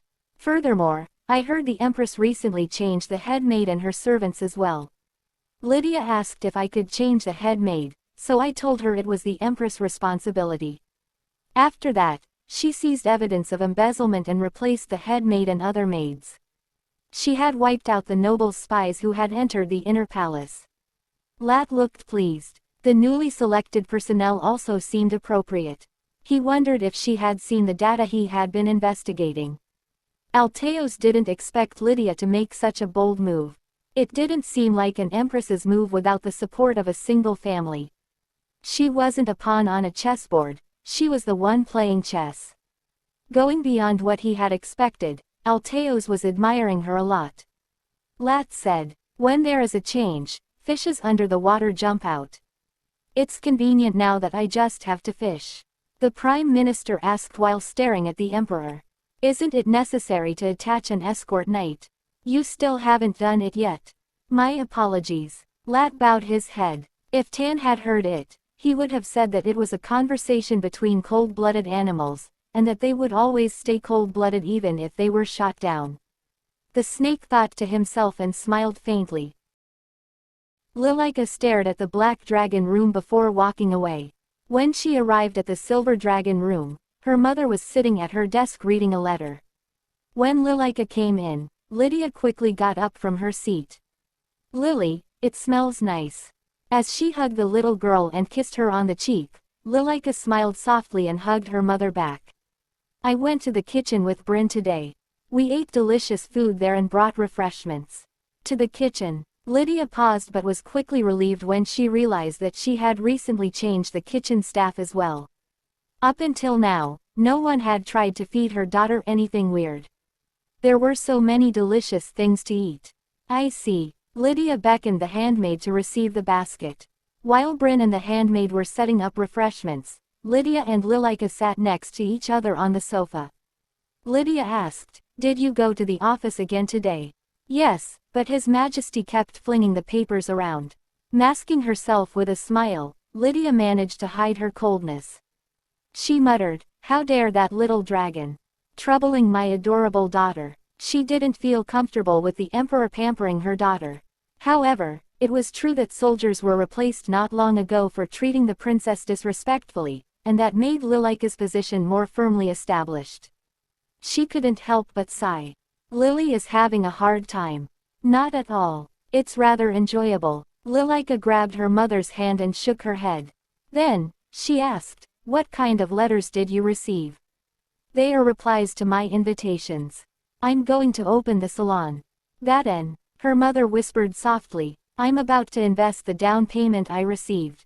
"Down payment? I got a down payment when I started this contract."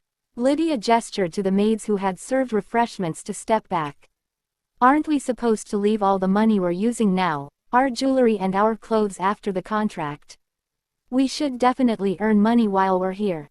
She was going to splurge with all the money from the down payment. Her investment options were simply endless. Lilika worried about her mother's confident words and said, "Mother, don't buy anything like a panacea, holy water or a pot of happiness. And beware of scammers." "Oh, Lily, don't worry, because there is no such thing. Mommy will only invest in investments that will yield a 100% profit." Lilika was even more worried when Lydia told her not to worry. Where in the world is a 100% safe place to invest? Lilika added, "Mother, you have to let me know if you're going to invest." "Absolutely. Of course," Lydia answered and took her daughter's hand. "And I have something to give to my dear Lily." "You do," she muttered. "Bring it." When Lydia gave the order, a maid came quickly with a tray. A silver coin was placed on a velvet cushion. Lilika was flabbergasted. "My silver coin. It took me a long time to find the same silver coin." He had promised to keep it separately, but that old man. Lydia frowned a little before smiling again. "Is this really your silver coin?" Yes, this is my silver coin." Lilika, bewitched, picked up the silver coin. She remembered everything, all the stains and scratches. It was her silver coin. Deep down in her heart, she had given up. She didn't even think about getting her silver coin back. If she received a new silver coin, she wouldn't need it because it wouldn't be the same. But she hadn't said a word since it was a foolish thing to say. However, the silver coin was back in her hands now. Lilika touched the silver coin several times. It was a silver coin that had soothed her every night. Her silver coin. Her vision was blurred. These days, her lacrimal glands seemed to be broken. But when Lydia hugged her and patted her on the head, the little girl knew it was okay to cry as much as she wanted. Lilika sobbed with joy and relief. She shed tears as the wounds in her heart melted away. Thank you, Mother. No, rather, I am thankful you forgave me and I feel sorry for being such a mother. But I couldn't find your other coins. It's okay. The important thing is this silver coin. Even if her mother brought her other coins, Lilika wouldn't be able to tell them apart. Lydia wiped her chest. Lilika held out a small wallet. The wallet, which was opened with a snap, was embroidered with a cute raspberry pattern. I'll put my coin in it. When she opened it, there were already some white coins in it. This is enough. Lilika didn't really care about the money, because her silver was worth a lot and she did not need money at the moment. So, it was more than enough for her. She was happy with her cute wallet, and carefully placed the silver coin in it.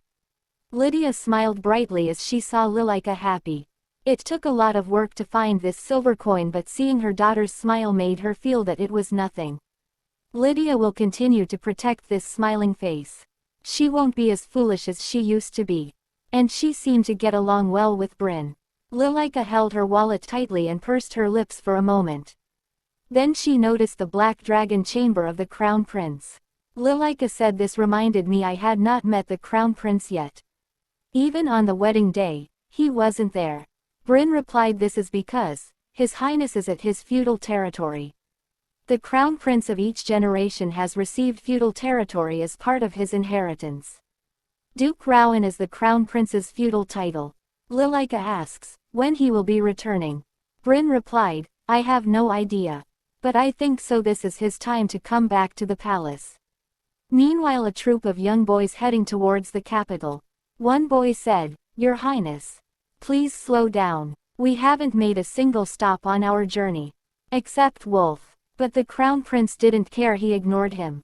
One boy spoke. How does it feel to be going home after half a year, Your Highness? You also have new family members now. The Crown Prince replied, Shut up, don't spout nonsense. That's not my family.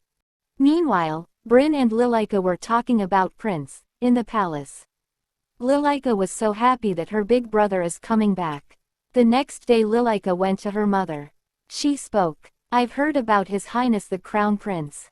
What? Did you hear any rumors? Empress asked. Lilika replied, No, that's not it. I heard he's coming back soon. Can we do a welcome party or something? Well, it's best if we don't. Is that so? Her daughter's shoulders drooped, and Lydia quickly explained the reason. The Crown Prince is very picky about food. He doesn't touch anything unless it's brought by his aides. So even if there is a party, it wouldn't be fun. But isn't he coming back after a long time? Besides, we started to live here so suddenly, you and me. What should we do if we're misunderstood? Come to think of it, she didn't even see him at the wedding. What would you think of a cousin who suddenly appeared in the next room? Her heart pounded with anxiety when she remembered the numerous stories about an evil stepmother. Maybe he'll misunderstand and think they'll treat him badly. Watching Lilika talk about it so earnestly, Lydia thought, no, Adel isn't like that. But there was no need to break her daughter's heart. After all, the next emperor will be Adel, so Lydia thought she should get along well with him. Since his childhood, assassination attempts have been so frequent that Adel had now had a hard time trusting other human beings. An escort knight who had served him for a long time even attempted to assassinate him, making him fall deeper into complete distrust. She's talking about her past life. I'm planning to prevent that incident and keep a reasonable distance. Let's think about something other than a welcome party. We could just let them know they are welcome. Yes. Lilika's face brightened at Lydia's words. Then, she said with her hands folded. I've been thinking, wouldn't it be nice to bring flowers and delicious food to his room? Lydia nodded. And when he'll no longer be tired, we can have a small tea party and drink tea together. Yes. Lydia had various thoughts come to her mind, but upon seeing her daughter's twinkling eyes, her desire to oppose her disappeared. She asked seriously, Lily, do you really want to get along with the Crown Prince? I want to get along well, but I don't know what His Highness's feelings are. But yes, it is my wish to get along well with him. Then Lydia spoke. Well, then, all right. Mommy will also actively help you. Thank you. Lilika smiled brightly and hugged her mother. Lydia gave her an idea. Why don't we clean his room? Arrange a new flower with a vase. And stacked with delicious treats too. Wouldn't that be nice? Lilika spoke. From his long journey, we can hold a small tea party and have tea all together.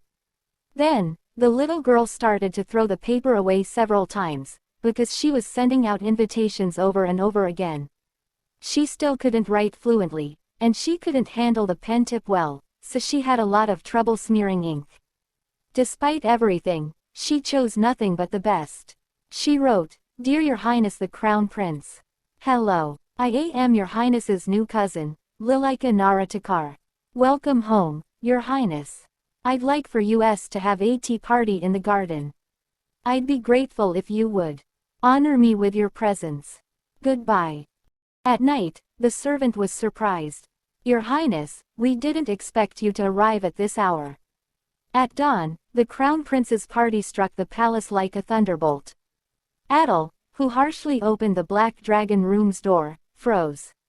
The Crown Prince muttered, What's this? He opened the waiting room door and stopped immediately. The living room wasn't dark. Candles were lit here and there, thanks to Lilika's insistence that lights should be lit at night, and the fireplace was blazing, driving away the early morning chill. The decorations on the walls glistened, reflecting the light of the fireplace. It smells good too. They brought a lot of flowers. Since we're coming down from the north, I didn't even know it was spring. The beige-haired boy, Pi, who had followed him in, burst into admiration. Who did this? Wow, this is really cute.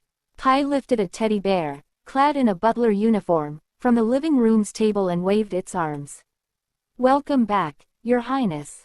Judging from this letter, it seems that this is from your new cousin.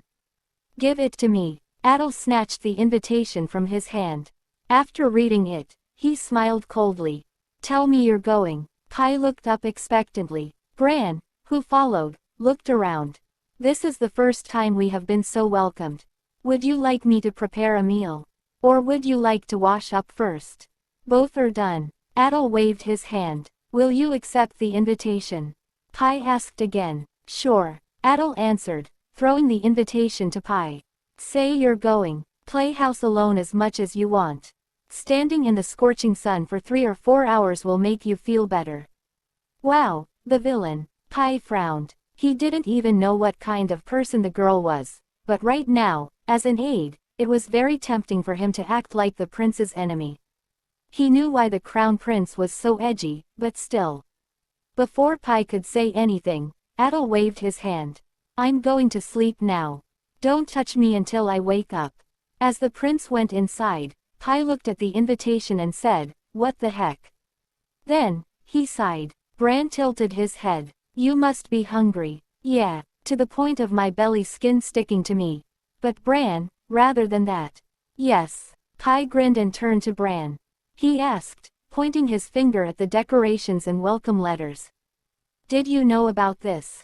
I told her that he might arrive around this time. That is food, he likes sweets. But that's all. It didn't get soggy, it's a well-made snack. Even Bran didn't know the exact date of their arrival. It was up to Adel. Nevertheless, the flowers were vivid and the snacks crispy. The teapot was still warm when he slightly touched it. They must have been changing the flowers, snacks, and tea from time to time. They had been very attentive. I wonder what that princess is thinking.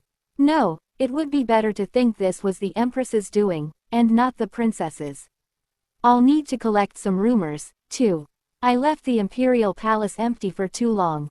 Because of that, he was not able to partake in an unprecedented event called His Majesty's wedding. Pi tasted all the sweets on the plate one by one. There was nothing poisonous, nothing strange in taste. He looked at the teddy bear and placed the invitation on the doll's leg. I'm sleepy too. He drove the horses all night long until dawn. It's not that he wasn't aware of Adel's paranoid anxiety, but he had hoped he would bear with it and not overwork his aides. I'm not as strong as a wolf. Pi grumbled before heading to his room. Lilika woke up at dawn. She scrambled out of bed. Has His Highness arrived? Is the tea still cold? Should I change the snacks? These days, she was paying attention to the Crown Prince's room, so the first thing that comes to her mind in the morning was worrying about the snacks. Lilika got out of bed and put on a dressing gown. Let's just go and check if the snacks or tea are cold. She had the maids do it, but it was necessary to confirm for herself as well. If the master didn't care, the subordinates won't either. Lilika put on her slippers and paused for a moment before opening the secret door. She didn't want to wake Bryn for nothing. Coming out through the hallways used by the servants, Lilika also went inside the Black Dragon room using the servants' door. When she opened the door slightly and entered the living room, Lilika froze. Because someone was sitting at the living room's table, eagerly eating snacks and tea. They met each other's eyes. Lilika immediately recognized who the other person was. Because she had asked Bryn several times what the Crown Prince was like. She couldn't believe she ran into His Highness dressed like that. No. Screaming inwardly, Lilika lowered her head. She had to figure out an excuse somehow. Lilika said softly, I came here to see if His Highness needed more tea or sweets. She was a maid. She was a maid. Please. She hoped he didn't notice. Contrary to Lilika's desperate wish, Adel also recognized who she was at once. If it weren't for the imperial princess who walked around the palace in that outfit, he could have vomited all the snacks he had so far. Looking down at the bowed brown-haired head, Adel blocked the curses that were about to come out. Why is she coming out of there? He couldn't believe he showed her he was eating in a hurry the snacks she had prepared. He was hungry because he had traveled all night, and was only drawn to the thought that there was something to eat in the living room. The sweets he ate were great, and the tea was lukewarm, but not bad. After eating one, it was easy to eat the next cookie. Adel felt even worse because it seemed like he had been caught eating the table the enemy had prepared for him. Was she here to sneak a peek? He jumped up from his seat with a plate of cookies and walked over to Lilika. It was with the intention to pour snacks into her head and say something. Standing in front of her, he lifted the plate of cookies but stopped moving. Only then did he notice that Lilika was trembling and her ears were dyed bright red. And that she was much smaller than him. He bit his lip. Really? Something that he didn't know whether it was a laugh or a sigh flowed out of his mouth. Seeing her flinch even at that small reaction made him less inclined to bully her. More than that, he wanted to see her face. How red could her face be when her ears were ever so scarlet? He also wondered why she came out of the servants' hallway and was wearing a dressing gown. He held out the plate to her. And spoke, "Eat." "Yes." "Oh no, I'm fine," she replied. His voice crept in. "Eat." He could see her fumbling and picking up a cookie before putting it in her mouth. But he still couldn't see her face. All he could see was her munching cheeks. Wow, His Highness the Crown Prince is tormenting a little girl. Surprised, Lilika turned her head, and there was a boy with soft beige hair standing there. "Don't bother me," Adel said sharply. Pi came over with a soft smile and held out a piece of paper. "Now, this is a reply to the invitation sent by the princess. His Highness the Crown Prince said he will attend." Leaping forward, Lilika received the reply. She lifted her head and looked at him, then lowered her head back in surprise. Pi chuckled and looked at Adel. Just for an instant, Adel saw Lilika's face, and the desire to be angry with her disappeared. It was a sparkling face, full of joy. He sighed and said, "Go now." "Yes, yes." Lilika hurried back into the secret hallway and closed the door. Pi suppressed his laughter, and Adel said sarcastically, "Why did you do that? Isn't it because she's a cute maid?" Adel replied, but I don't think she is cute. In the morning, Lilika was nagged by Bryn. Even if you have a secret meeting, you have to take your maid with you. Then it's not a secret meeting, is it? Lilika, who had become accustomed to difficult words thanks to the dictionary, asked back. Bryn shook her head. The princess must be accompanied by a maid even if she has a secret meeting. That's how important a maid is. All right. Lilika nodded. Being a princess was more difficult than she thought. Actually, there was something she wanted to brag about to Bryn. So, Lilika added, the crown prince is coming to the tea party. Oh, my goodness. Good for you, princess. Yes. And he was eating a lot of snacks. My mother said that he only ate sweets brought by his aides. It seems he likes sweets very much. Bryn asked and imagined how the teenage boy had reacted when he was caught eating snacks that he said he didn't want.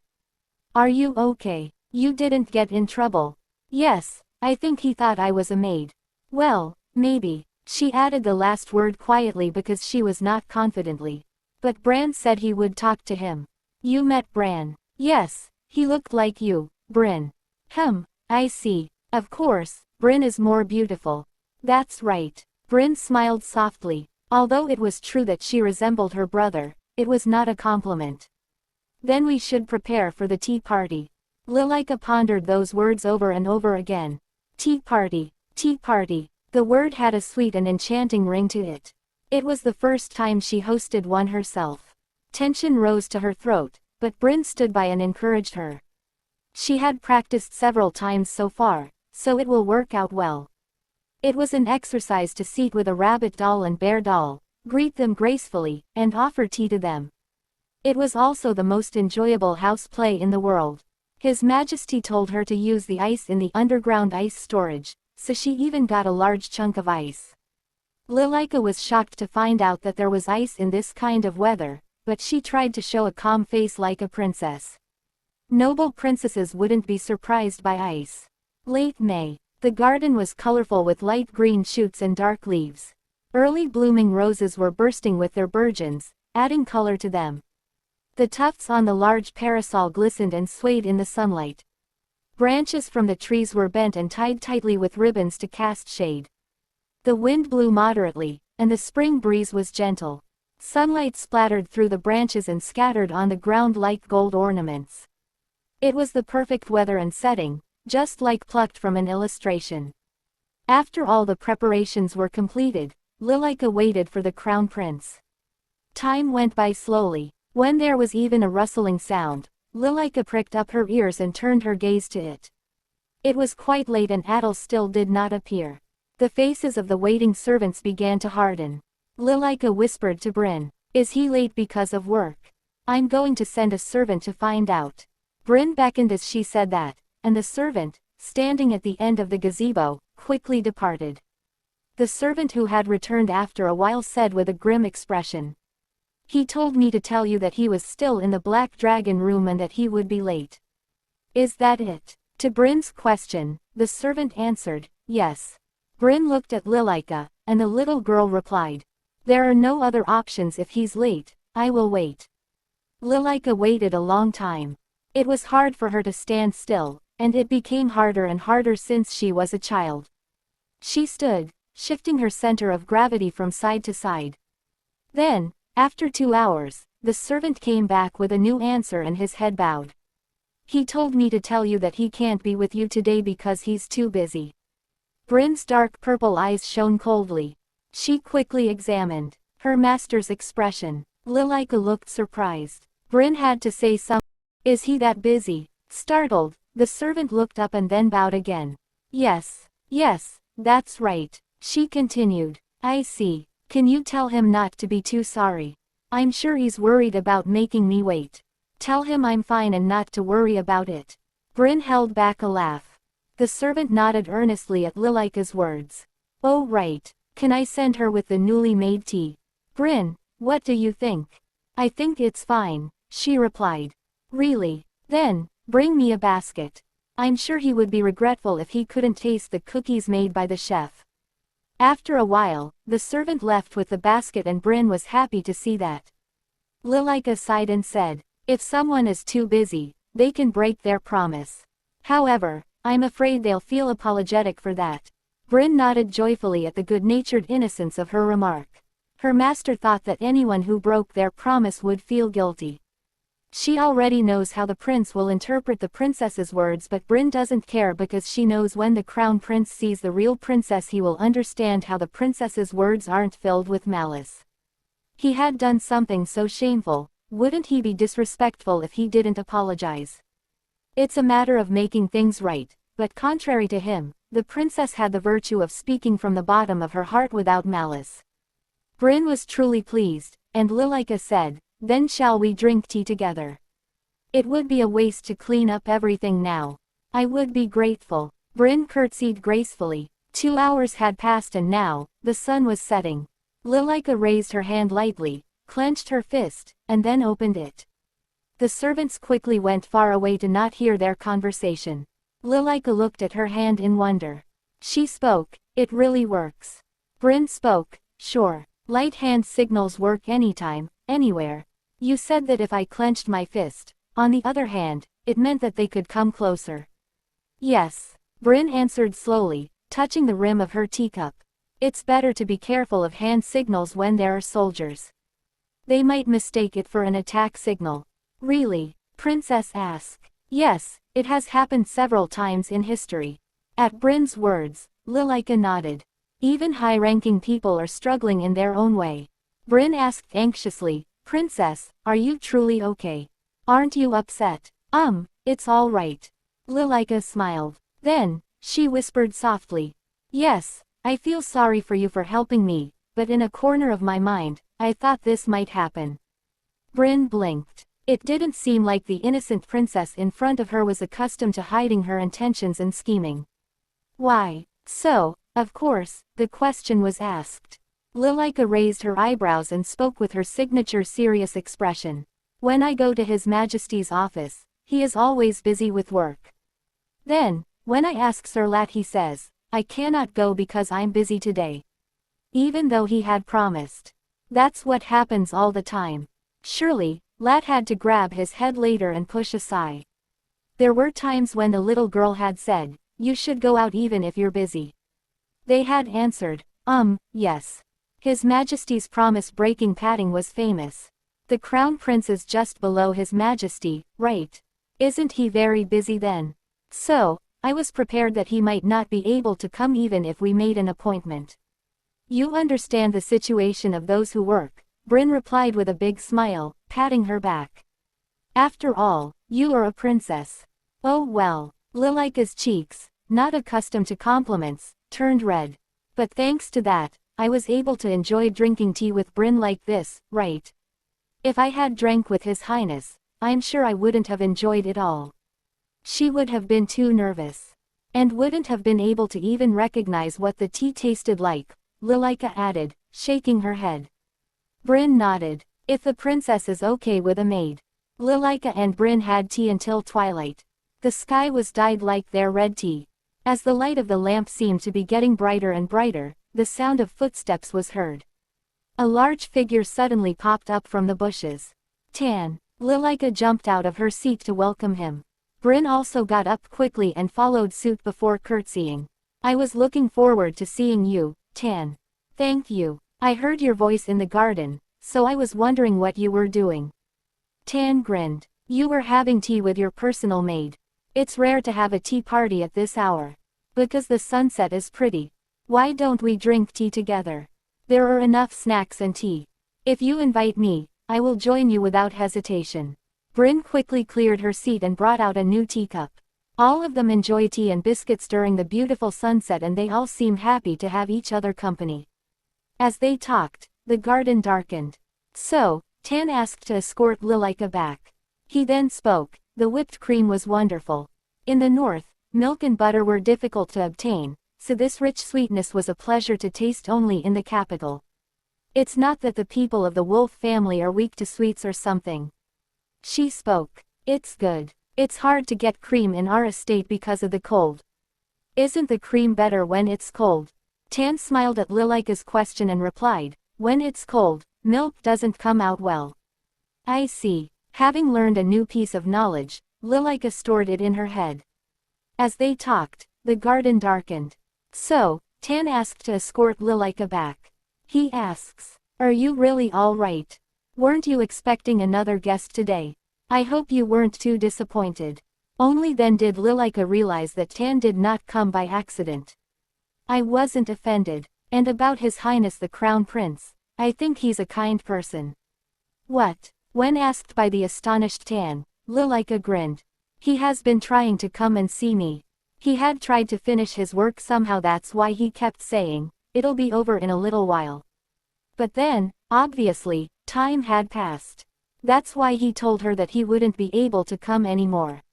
She thought it was sweet that he said multiple times, "A little more and it'll be over." Just to see her somehow. Tan seemed to be wondering what to say because of Lilika's unconventional logic. Lilika continued, not caring much about how it looked on the outside. "You came here because you didn't want my feelings to get hurt, right?" "Thank you, Tan. I'm sure I would have been hurt if I were alone. Sad even. However, it wasn't the case since I had Bryn and Tan." Tan stopped and looked at Lilika. Her face was smiling with a serious expression like an adult's, but her eyes contained a resolve that prevented her smile from reaching her eyes. A belief that no one did really hurt her and never will. It was confidence and faith that couldn't be dismissed just because she was a child. If someone is not wicked enough to knock over a kitten that's leaning on them, or kick a puppy that happily approaches, they might as well break as a human being. It was the kind of look he didn't like to see. So, Tan was impressed. Lilika did not lead a smooth life.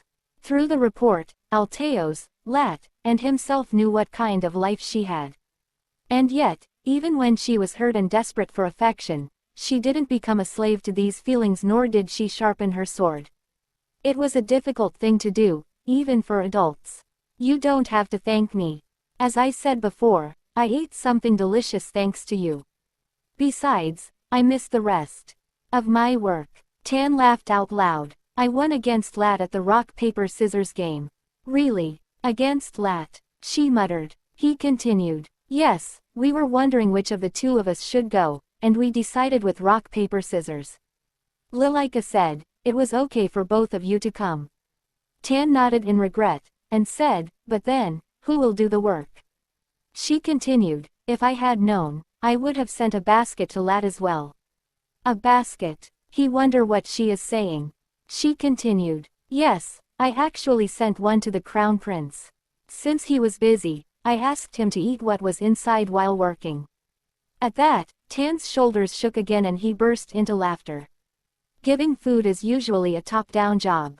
Someone does not order their superior to eat, it would rather be the hierarchically superior person who would give the order. I guess that by doing this, Lilika sorta subtly insulted the Crown Prince. He turned around and saw Bryn's face. She smirked. She knew what is the meaning of the basket, but she didn't stop Princess. Bryn wants revenge because the prince insulted the princess. Tan grabbed his forehead. Of course, his younger cousin's freshly made sweets were delicious, so it didn't matter how many she sent. At least that's what Tan hoped the Crown Prince would think. Tan chuckled, wondering if it would be taken that way. The princess spoke. "Actually, there's one thing I'm anxious about." "What is it?" he asks. She continued, "I'm worried that my mother will be upset." She had helped prepare the Crown Prince's invitation and the tea party. Lilika thought she would be very upset to hear that her daughter waited for 2 hours and that the Crown Prince unilaterally broke his promise. She'll be very upset when she hears the news that her daughter has been abandoned. "I'm okay, but," Tan nodded at Lilika's words. "If the princess says it's okay, I'm sure it'll be fine." "Is that so?" she muttered. Next day, as Lilika had expected, her mother was very upset, but she calmed down when Lilika assured her several times that she was okay.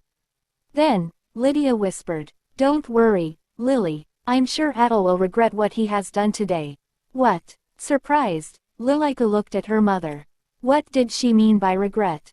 Lilika didn't want that at all, but talking like this should be fine if it made her feel better. She never thought that her mother had the power to make a prince regret anything. Lilika nodded her head to cheer up her mother. I understand. Lydia smiled and hugged her daughter tightly at her words, then let her go. Lily, I ordered a new present to make you feel better. Seeing the long gift box, Lilika widened her eyes. She had no idea what was inside. When she opened the gift box, there was a parasol inside. It was a small parasol made of lace and jewels.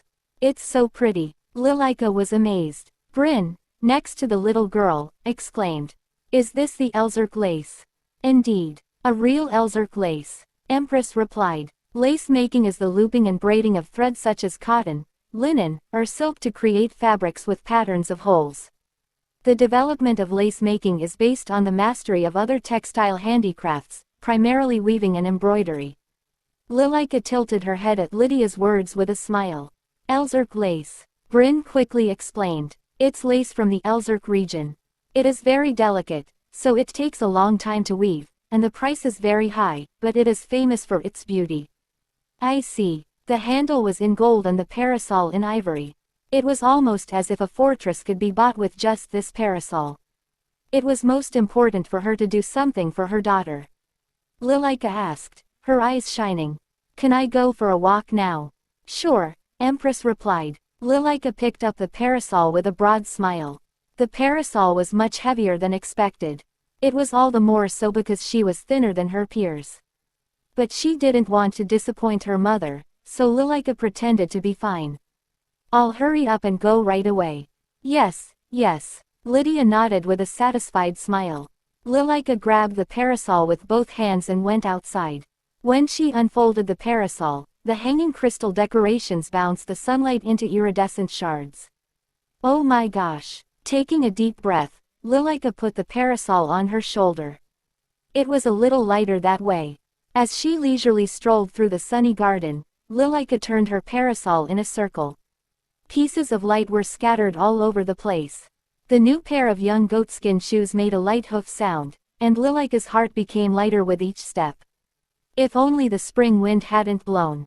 As the parasol was swept away by the wind, Lilika felt her body jerked away. Princess! Shouted Bryn, surprised. It's okay, Lilika shouted, but the strong spring wind blew her parasol away in an instant. No, thinking that the parasol would fly away, Lilika couldn't think things through and she started running after the parasol. She gave up the idea of running along the garden's path. Skipping through the grass and small streams, Lilika ran. Princess! Do not run! Bryn shouted from behind, but Lilika's eyes were fixed on the parasol. Fortunately, the wind stopped and the parasol seemed to fall to the ground, so Lilika speeded up one last time. Whoa! Right in front of the parasol, she tumbled over. Haha, did you run after the parasol and fall? At the sound of laughter, she finally realized that she had stumbled upon someone. She scrambled to her feet, pressing the hem of her skirt. I'm really sorry. The reason her words slowed down by one beat was that the person in front of her looked too fancy. In Lilika's heart, the most beautiful person was always her mother, and this person quickly became second. She had never seen anyone like this other than her mother. His silver hair shone as if it had been wrought by the moonlight, and his features were coolly glamorous. It was a beauty like a silver blade refined to the extreme. Now, was he 12? 13? The boy grinned. Are you okay? What? Yes, I'm fine. I'm sorry. Only then did Lilika come to her senses and quickly apologized. The boy laughed again. He picked up the parasol that had fallen and spun it around. Sunlight shone on his silver hair, coloring it with the crystals, sparkle, and Lilika stared blankly. Isn't it too heavy for her to lift? A lighter one would be better. His gaze was on the parasol, and then back on Lilika. Right. She is a really popular princess these days. I'm sure she must be the only one carrying a parasol like this. He talked strangely as if he were saying things about someone else, whereas she was just in front of him. I thought she was an extravagant villain. I didn't expect that. Lilika frowned at the remark. If he was talking about her mother, she would have been angry, but he was just talking to himself about her. What the? However, to preserve the dignity of a princess, she puffed her chest and admonished him sternly. You shouldn't judge people based on rumors without seeing them in person. Yeah, but gossip are really fun. With a smile, the boy got up from the ground. He reached out his hand and Lilika took it before standing up. It was then that the boy's attire caught her eye. He was dressed as gorgeously as he looked. He wore a vest and a blouse with richly embellished sleeves. Lilika was impressed by the fact that he was dressed in informal attire inside the imperial palace, and despite that, his appearance wasn't diminished in the slightest. Lord Bharat, be polite. Bryn's voice came from behind. The boy grinned and gracefully put the parasol on his shoulder, making a curtsy. Lilika opened her mouth involuntarily. It was the most elegant and stylish curtsy she had ever seen. Even Mrs. Glendoran couldn't be curtsy like this. He curtsied while wearing pants, which was rather unique, and it immediately caught her attention. Can I also do it this way? Lilika said with sheer admiration. Bryn frowned at his smirk. It's really nice. No, it's really elegant. At Lilika's words, the boy tilted his head and burst into laughter. He stopped laughing and spoke softly. Are you serious? What he did was enough to be seen as a mockery, but she was admiring what he did anyway. But I am serious. At Lilika's words, the boy giggled again. The child is called Fjord Bharat. It is Bharat's finest masterpiece. The last words were full of sarcasm, and Lilika didn't know if Bryn was talking to herself or not. Lilika responded, Nice to meet you, Lord Bharat. Just call me Fjord. The boy replied. Fjord. Lilika muttered his name before asking abruptly. She then opened her book. Would you mind teaching me your curtsy? Hearing this he was surprised. He muttered. Teaching a princess how to curtsy? Yes, I've never seen anyone do a curtsy like that. I really want to learn, she replied. He scratched his cheek and spoke, I need the permission of the imperial family to teach the princess. Why don't you get it first? Oh, that's right. I had no idea. I'm sorry for asking so suddenly. Seeing the young princess apologizing seriously, Fjord made a strange expression.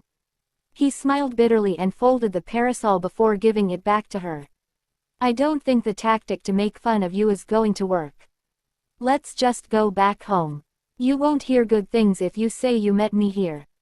I'd like that as well, princess.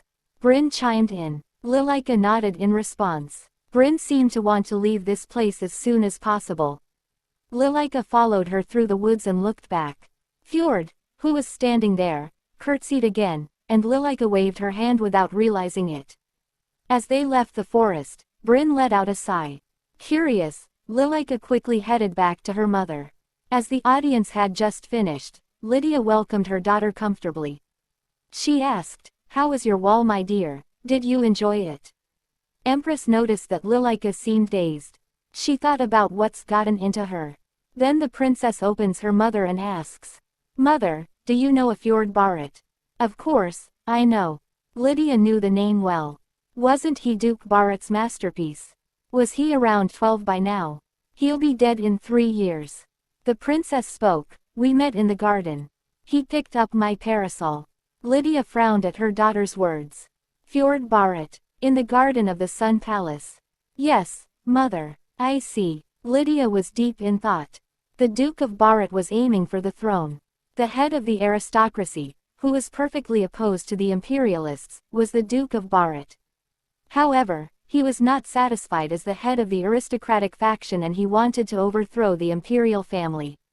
Before her return, Lydia stood with Duke Bharat and aimed for the crown prince's life. If the crown prince died, Duke Bharat would be able to take over the throne.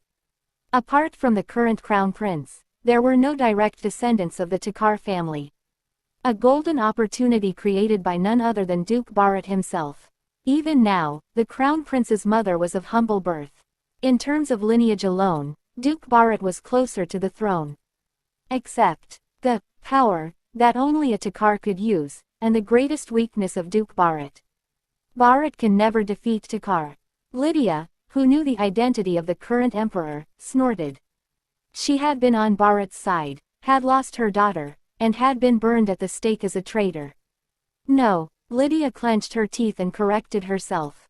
Lily died because of me, and I was burned because of my stupidity. If possible, she did not want to be entangled with the nobles or the imperial family. If it had been possible to get out of the slums other than by contract marriage, she would have done it. However, this was the best way to utilize the knowledge that Lydia had acquired after returning. But I haven't thought much about Fjord. He was an outsider from the beginning because he was a person who had died on the way. Rather than that, what would come next? He was an outsider from the beginning because he was a person who had died on the way. Rather than that, what would come next? Lady Barrett. As soon as she remembered it, she frowned, and Lydia changed her mind. Why was the son of the leader of the aristocratic faction wandering around the Sun Palace? It can't be good. Looking at her brooding mother, Lilika mustered her courage and spoke up. Mother, by the way, Fjord is very good at doing a curtsy. I want to learn, but I need permission. A curtsy from Fjord Barrett. I'm sure he's a boy. That's right, he is a boy, but he's really good at doing a curtsy. Was it okay to say yes to what happened with the crown prince? He's going to die in 3 years anyway, so it'll be okay, right? Besides, it was the first time her daughter had asked for something first. Adel had broken his promise to come to Lilika's tea party. She had said she was fine, but Lydia knew she was still saddened inside. So, she wanted to do something for her daughter.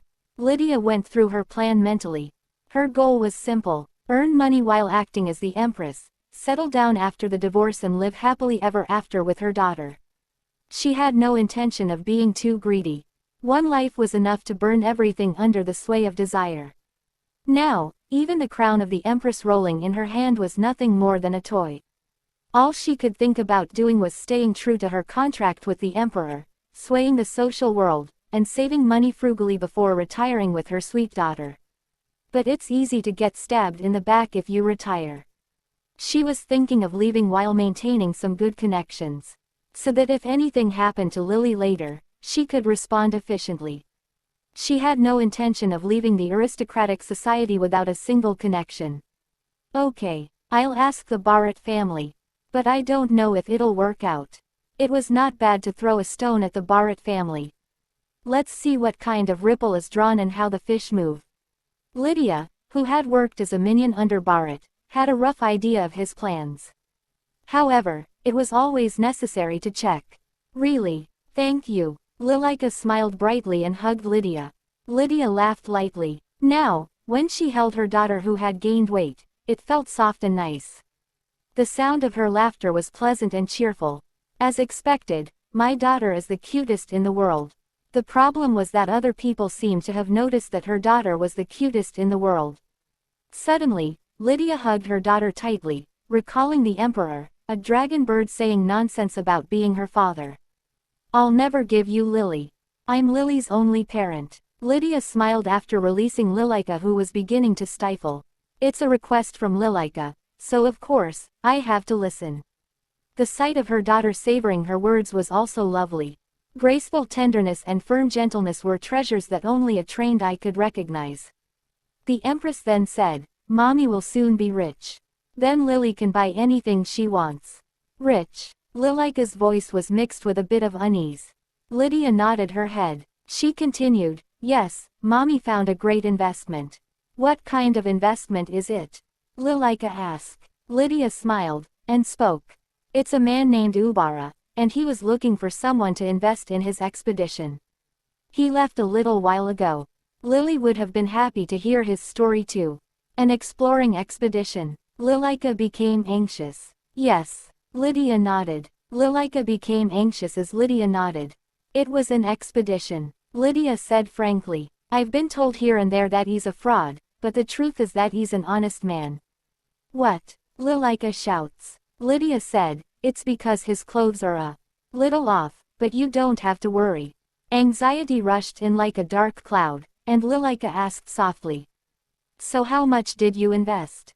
All the down payment. Lydia reassured her daughter, who had a surprised rabbit-like face, several times. Don't worry. Trust your mother. Lilika couldn't bring herself to say, that's the most unreliable thing.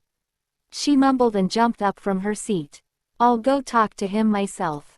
Lydia asked, You, okay. He may not have left the palace yet, so if you let me call him now. No, I will go and meet him this instant. She was not going to give the scammer time to prepare. Lydia nodded when she saw her daughter, who rushed to her while saying she was going to battle. Lilika stormed out, intending to get her mother's investment back from Ubara. Bryn bowed lightly and followed her. Lydia laughed softly. Oh, dear. It was nice to see her daughter being so brave. Ubara may be confused, but I'm sure he'll persuade her well. His slick storytelling skills must have contributed to him being called a swindler. However, the man who was called a fraud would soon become a legend of the expedition team. Thus, she planned to invest her entire fortune in Ubara. Obviously, Lilika didn't believe in her, and that was largely Lydia's fault. She was thinking of showing some great success to instill trust in her daughter. Now, she's been busy establishing herself in high society. The evenings she graced with her presence became more and more recognized. Bustle against crinoline. The Crinolians were aristocratic, and it seemed that they would not be influenced by the Empress, who didn't acknowledge where she came from. That's their loss. Anyway, the next time the Grand Theater catches on fire, the women in the crinoline will not be able to escape and will burn. Then, the bustle dress would completely settle, and the Empress would have artificially advanced the fashion. Well, I can't let it burn though. She shook her head as she came up with a plan. She took out a new paper to write a letter. Meanwhile, Bryn was running behind the Lilika. There was only one way out, so, as she ran across the garden, Bryn said from behind, "The Imperials walk, they don't run." But Lilika didn't think it was necessary to be part of the Imperial family right now. Feeling the trust she had in her mother, a trust she had never known, falling through the ground, Lilika narrowed her eyes. She quickly caught up with him. Wait for a moment. Stop. The man who was walking along the corridor, following the servant, stopped in surprise. Lilika took a deep breath. The servant next to him bowed his head and said hello. Greetings to the princess. Startled, the man took off his colorful feathered hat and bowed his head. Greetings to the princess. Are you Ubara? Lilika crossed her arms and raised her voice as sharply as possible. That's right. Let's talk for a moment.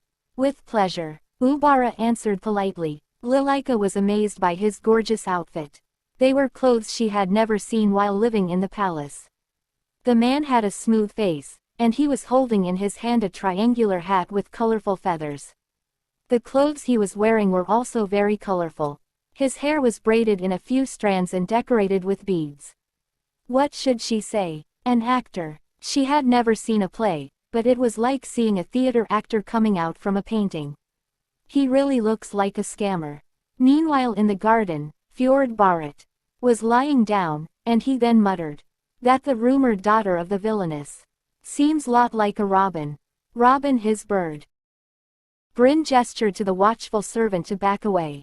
The servant bowed quickly and trotted out of the corridor. Lilika said straightforwardly, "I just heard that my mother promised you an investment." "Yes, that's correct." Ubara didn't know how to look at the princess, the hot topic of the empire, so he had no choice but to only glance at her, even though he knew that eye contact was not allowed. However, the story that came out of the princess's mouth was like a thunderbolt in the dry sky. "There are many rumors that you are a swindler, so you must have deceived my weak-hearted mother." Lilika stamped her feet like an angry lamb. "Go and tell my mother the truth right now." She thought, how is it? Can you feel the power of the princess? With his eyes wide open, he was thinking something else. According to his point of view, his pet from his childhood, he used to stomp its feet like that whenever it got mad too. He muttered, "This is no time to be thinking about that." He hurriedly spoke. "Wait a minute, princess. What do you mean by a scammer? I feel wronged. If the princess listens to my story, she will know that it is true." Ubara appealed seriously. He finally got a patron. He couldn't lose it like this. At his desperate words, Lilika pondered for a moment. It was too much for Lilika to leave right away without even listening to his story. She spoke in a rather solemn voice. "All right, then, let's hear the story first." "Thank you, princess." Ubara swallowed his saliva and lowered his head again. Bryn recommended, "Princess, You shouldn't be doing this here. Let's go inside and listen to his story. No, I'll listen while walking outside. Is it okay if we go for walk? Of course. Lilika didn't want to invite him into her room. She thought it would be even more heartbreaking to kick him out. If they talked while walking in the garden, and she had the thought, it was a scammer after all, she could just run away from him and tell everything to her mother. Wasn't it a better option? Ubara coughed and began to talk. I have already been in and out of the flood 3 times. The first time, I lost all my companions. The Empress was standing on the balcony and watching them chat. The empire was very large, but the land he will discover was much wider. On one side he will find an endless desert inhabited by criminals and fugitives, and on the other, he will find that place. An unknown land where human-eating monsters roamed, where no compass, no constellations, and even the rising sun were useful. It was a sea of trees. Endlessly flooded. But this natural floodgate was a treasure trove of new things. Rare spices and plants were brought from the sea, and they were sold at very high prices. So, many people set up an expedition to venture into those waters, and many did not return. Therefore, it was expensive to set up an expedition, and the patronage of the nobility was essential. Ubara also wandered around seeking the patronage of the nobles, but everyone thought he was a fraud. After being rejected by the nobles, he received the first joint investment from the commoners and returned with tremendous achievements. After that, joint expeditions had become popular, but Lydia was not part of it. Thus, she planned to invest her entire fortune in Ubara. The story of his adventure, which began like that, captured Lilika's heart at once. Ubara's eloquence was so good that by the time he finished his story, Lilika was tearing up. I see. I didn't even know that, and I thought Ubara was a scammer. Ubara smiled. He knelt on the dirty ground of the garden. Thank you for crying for me like this. Please, princess, do not do what you mentioned earlier. I will definitely be back. Lilika snorted. Okay, I get it. She sighed and took a silver coin from her pocket. It was an old, stained, silver coin that contained all her dreams. She held it out to Ubara and said, I will also invest in Ubara. It's not much, though. Lilika explained what had happened in the slums and smiled. Ubara felt the weight of the silver coin falling into his palm with a heavy heart. You really believe in me? Words came out of his mouth without realizing it. Ubara looked at the silver coin. You're telling the truth, aren't you? At Lilika's words, he suddenly raised his head and looked at the young princess. They look alike. It may be natural that she resembled her mother, but she really did. Ubara went to the noble families here and there to find an investor. Later on, he was bullied because they believed he was a scammer. They said they would listen to his story, so he made it even more compelling. But they all burst into laughter. I called because I wanted to hear the story. Hey, why don't you just go out as a theater actor? They laughed at him. He was rumored to be a good storyteller, so they paid him for the story and sent him out. It was disappointing, but above all, miserable. When the new empress called him, there was no expectation. He had come because he dared not refuse the call of someone so powerful. The story he had spat out was insincere even to his ears, but the empress had said, I believe you. He had been dumbfounded and had asked, you trust me? The empress just smiled and wrote the check on the spot. Ubara quietly looked into the beautiful eyes of the princess. I will definitely make it happen. No matter what. At all costs. Lilika responded cautiously at Ubara's words. Still, take care of yourself. Ubara felt the weight of the silver coin falling into his palm with a heavy heart. You really believe in me? The next day at the emperor's office. I heard you got dumped by Atal. When she went into the office, Alteos had said it with a grin. Lilika pouted. I didn't get dumped. It's because His Highness is too busy. At Lilika's words, Alteos looked at her for a moment and then muttered. Actually, he may need a person like you rather than me. What? She replied. The story of Atal playing tricks. He is such a fool. Alteos said so and looked down at the paperwork. Lilika crept closer and asked, placing the tips of her hands on the desk. Are you worried? She asked. Alteos also turned his gaze back to his adopted daughter. Lilika tilted her head and asked, "I think you are worried about something." Alteos raised his chin and looked at Lilika. He reached out to her and pressed her forehead firmly. Then, he gave it quite a bit of strength, but the little one held well. "I'm not worried." At his words, Lilika made a face asking if that was true. Alteos asked, "More than that, why?" "What?" she muttered. "Why did you think I was worried?" he asked. "Because you look worried." What more could be said? Lilika tilted her head in the opposite direction again. Alteos said, "I thought it was perfect for killing time.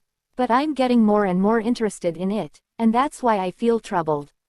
Lilika couldn't understand but listened intently. When you're tired, isn't it sometimes comforting to just complain? Even if she couldn't do anything else, she was confident in her listening abilities. Alteos chuckled. "That's it. It's perfect." "What is?" Before she could finish her sentence, she heard a knock on the door. Lat got up and opened the door. Adel walked inside with a report and stopped. He stared intently at Lilika, who was standing next to the Emperor's desk. Lilika was startled and turned to greet him. "Greetings to the Crown Prince." He ignores her openly here. And went straight towards Emperor. "Your Majesty, I have brought you the report you asked for." Lat took the report instead and handed a basket to Adel. "What is this?" Adel asked. "Take it, go to the lake with her and get on a boat," Alteos said, pushing Lilika on the back. Adel looked at Lilika, then quickly turned his gaze to Alteos. "Is that an order?" "Kind of," Alteos replied. "Then I will." Adel bowed his head. Lilika looked at Alteos in bewilderment, then Lat and finally Adel. "Let's go. Have a good time." Lat smiled and saw the two of them off. Lilika sighed and followed Adel. She asked as she walked down the hallway, "Do you want me to hold the basket?" "Forget it," Adel replied briefly. They didn't say anything until the lake shore. Adel made it clear that he had no intention of making conversation. Lilika followed him and looked at the river. "Wow." Adel glanced at her. Lilika said with a smile. "The water is really blue. The lake is beautiful and the weather is very nice. Oh my god, the lake is so pretty." Bursting with admiration, Lilika looked around. The lake was quite far from the palace, so she had never been here. There are not many people. The lake is quite wide. Where does it lead? "Wow, that's an island in the middle, right? There's a small building on the island, too. It's amazing." He placed the basket on the boat that was moored by the lake and held his hand out to Lilika. Lilika opened her eyes wide, smiled and took his hand. Only then did he see her face. It was different from the face he had seen at that moment. Adel untied the rope and pushed the boat towards the lake with his foot. Soon the boat began to move smoothly along the waves. Lilika held on to both sides of the boat for the first time in her life and gradually relaxed. Adel skillfully stood and rowed, and Lilika looked at it curiously. "This is my first time riding on a boat. So, this is how it feels," Lilika said as she got into the boat. "I didn't ask His Majesty to do this." "I know." He had stood her up like that, so there was no way Lilika would ask to meet him first. It didn't matter if Adel didn't answer. Lilika was excited and chatted while looking at the lake. Adel heard her voice. He didn't think she was noisy because it was outdoors. It was just awkward. It had been a long time since he hadn't heard a voice like that. A bright, worry-free voice. "Your Highness." Adel looked at her. Lilika opened her mouth candidly. "I don't know what your Highness is thinking, but I've always wanted a brother. When children my age and I had fights, their sister and brother always came to their help. I'm alone, so I've always been envious of that." She smiled slightly. "So, I was happy to have an older brother, even if it was, in reality, a cousin. I don't know what your Highness's thoughts are about that. Oh, there was one more thing." Lilika thought to herself and continued. "I want to be close to you." Lilika asked, with all her strength in her pleading eyes. "Can we?" Adel blinked. It was the first time he had heard the words, "I want to be close to you," like this. His blue eyes looked at Lilika's turquoise ones. Like the Emerald Sea, eyes that seemed to take you to a far-off foreign country, far from here. He had no blood relatives. No, Alteos was there, but he wasn't a friendly man. So, Adel was alone. Always, completely alone. Adel tried not to think about it. He tried his best, but even the words of a little girl shook his heart, just like this. He bit his lip and changed the subject. My father had many brothers and sisters. Lilika waited quietly for his words. There were 6. But when my father ascended to the throne, he was the only one left. Lilika widened her eyes. Did everyone die? Yes. He must have been very sad. Lilika murmured. Adel laughed involuntarily. It was the first time he heard such a thing. Everyone paid more attention to stories such as assassination, or fight for the throne, but no one talks about their feelings. Right, he must have been. Adel had no choice but to answer that way. Even if he had siblings, he couldn't bring up the story that he was fighting for the throne, or that he was only a threat meant to be assassinated. Lilika pounded on her chest and said, I will not die. What? Adel muttered. She continued, I will never die, so don't worry. I will not make you sad. Adel chuckled. And are you always on my side? Will you come to me if you need me? She smiled and said, sure. That's what siblings do. If someone bothers you, I will go and punish them. It was funny to see a little one swearing. He muttered, I don't believe that. But there's no one who doesn't need this. Lilika calmly responded to the sharp spit. Adel stopped talking. Lilika had her cheeks dyed red. I know. Words like, always, or, forever, may sound empty, I know that, but still. Lilika jumped up from her seat. Still, there was a height difference, so the eyes did not match, but their faces were closer than when they were sitting. I needed it. And then she added softly. And I believe it exists. Adel tightened his grip on the oar. He wanted to believe in it too, but he couldn't. Adel looked away instead of answering, and Lilika was not disappointed. He reminded her of a stubborn stray cat. Meanwhile, the boat arrived at a small island. The ropes were tossed on a stake in the dock to moor it, and the two berthed on the island. With familiarity, Adel started walking with a basket, and Lilika followed. On a small island, a gazebo with tables and chairs were set up. There, as he opened the basket and laid out the food, someone approached them. Adel looked at the person and relaxed. Rowan, you cannot go without an escort. Rowan spoke. Well, His Majesty is always spontaneous. Adel sighed and introduced him to Lilika. Rowan, my escort knight. My name is Rowan Grey. Princess. Nice to meet you. Lilika greeted him lightly. She had a strange feeling. I have a bad feeling out this. He was called Adel's escort, but it didn't feel right. She heard an alarm sound in the corner of her mind. It was strangely clear and distinct. This was obviously a person who would cause harm. The attention of a slum child, accustomed to violence, was turned on him at once. The sense that had always saved her was now screaming. How did you know where we would be? At Lilika's question, Rowan shrugged. I asked the servant. Adel turned his back on him and opened the basket. Lilika glanced at Rowan. They put everything in. Unknowingly at those words, Lilika tiptoed and looked into the basket. In an instant, goosebumps ran down her spine. She saw Rowan holding the handle of his sword when she glanced sideways. Lilika's hand turned to Adel without realizing it. At that moment, Rowan swung his sword like lightning. At the same time, Lilika pulled Adel with all her might. By a hair's breadth, Rowan's sword grazed Adel. A few hairs flew into the air. If Lilika hadn't reached out first, it would have been too late. Oh my! Rowan's voice was so nonchalant that Lilika wondered if he had been trying to exterminate insects with his sword. Lilika jumped onto the bench and opened her arms to block Rowan and Adel. How come? Adel's trembling voice came from behind her.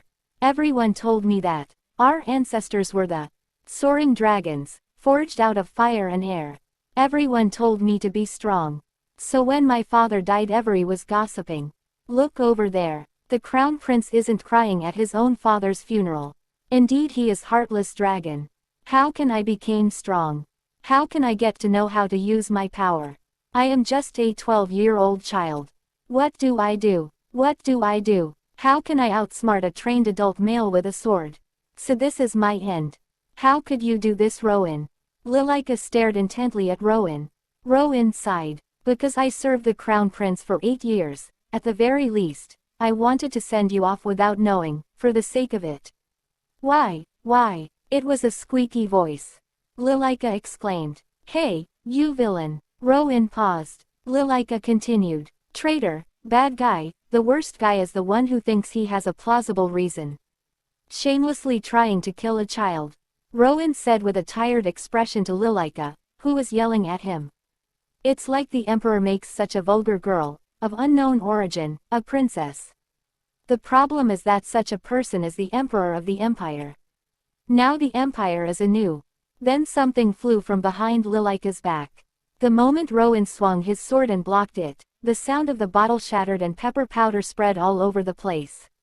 At the same time, Adol grabbed Lilika's hand and ran.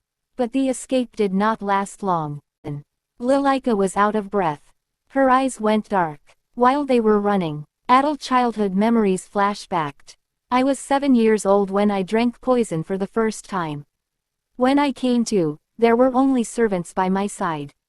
And when the time came for them to go home, I was left all alone. My uncle said he was glad that I survived, but he didn't come see me. All I had were my servants and visitors rushing around me occasionally. I know my servants would be sad if I were to die. But they could return to their families and find comfort from their grief. Eventually, they would find another master to serve. If I die, my uncle would sire a son and make him the crown prince instead. Because I am replaceable, everyone has a special person in their life. But I'm not special to anyone. The people who used to love me all are dead. I have no attachments, and that makes no one loves me, and I love no one. Me stronger than anyone, that's how I can be strong. I am the descendant of dragons forged out of fire and air. Even if I can't use my powers yet, that will never change. So it doesn't matter. I know I will become stronger even without the powers of a dragon. I'll be stronger, once I'm wearing the emperor's crown and sitting on the highest seat in the empire. Words like, forever, together, near, and always. These words mean nothing to me. I don't need anyone, him or her. Then suddenly he grabbed Lilika's hair and dragged her. He cursed her. Then suddenly Adol remembered all the words said by Lilika. Her innocent voice echoed in his ears. He gathered all his strength. Adol thought about what he was doing. He was such a fool. Adol was about to attach him, then suddenly a voice came. A strange crackling sound was heard. It was physically dark in front of her eyes. The hand holding her hair loosened, and she felt the warmth of the palm that covered her eyes. What happened? Flop. There was the sound of a person falling. Both of you look fine. The hand that covered her eyes was removed. As she tried to look back, a strong hand prevented her from turning her gaze. No, don't look behind you. So, she looked up and saw His Majesty standing there. Alteos smiled brightly. Then, she noticed her legs shaking. Lilika was desperately holding back tears from welling up in her eyes. Adol looked at the dead Rowan with a disappointed expression, then turned his gaze to Alteos. He then said, did you use me as bait? The end of his voice trembled slightly. Alteos tilted his head at that, then smiled, who knows? Adol bit his lip. At the same time, Lilika shouted. I do not like it. What? Alteos was puzzled. Lilika tried to turn around, but she couldn't because Alteos was still holding her head with both hands. She continued. Hey, it's too much to say that. That way, like this. Please tell us exactly, did you use us as bait? If that's the case, I'll be very sad and angry, but then I can ask you why, or if I have misunderstood. But I truly hate that kind of answer. Lilika, who had poured out everything in one breath, gasped and kept her mouth shut. Adol looked at Lilika blankly. Adol raised his head, and thought Lilika was incredible. She scolds the emperor. Alteos was silent for a moment, then said. No, that's not it. I didn't use you as bait. It was just a spontaneous decision. Your mother made a fuss all of a sudden. Then, Alteos muttered softly, how the hell did she know, and continued. I was on my way to look for her, but when I found out that Adel was in danger, I flew here. I came first, and your mother will be here soon. Look. No, you can't see it. Anyway, I can see her on a boat. In an instant, Lilika slipped and fell to the floor. Tears welled up in her eyes. Surprised Adel approached. Ah, Hook, wah. In the end, seeing Lilika burst out crying, Alteos asked. Are you hurt? Adel was startled by this and knelt before her on one knee. Maybe something went wrong when Rowan caught her. All of a sudden, Lilika hugged him. Adel held his breath. SS scary. I was very scared. Wah, wah, I'm glad that.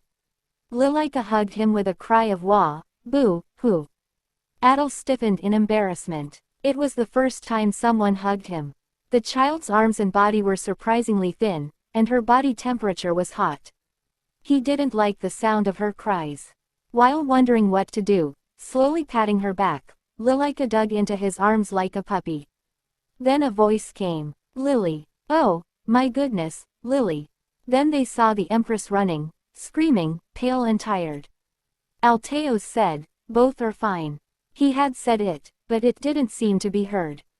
Embarrassed, Adel tried to push Lilika away, but Lilika stayed attached to him.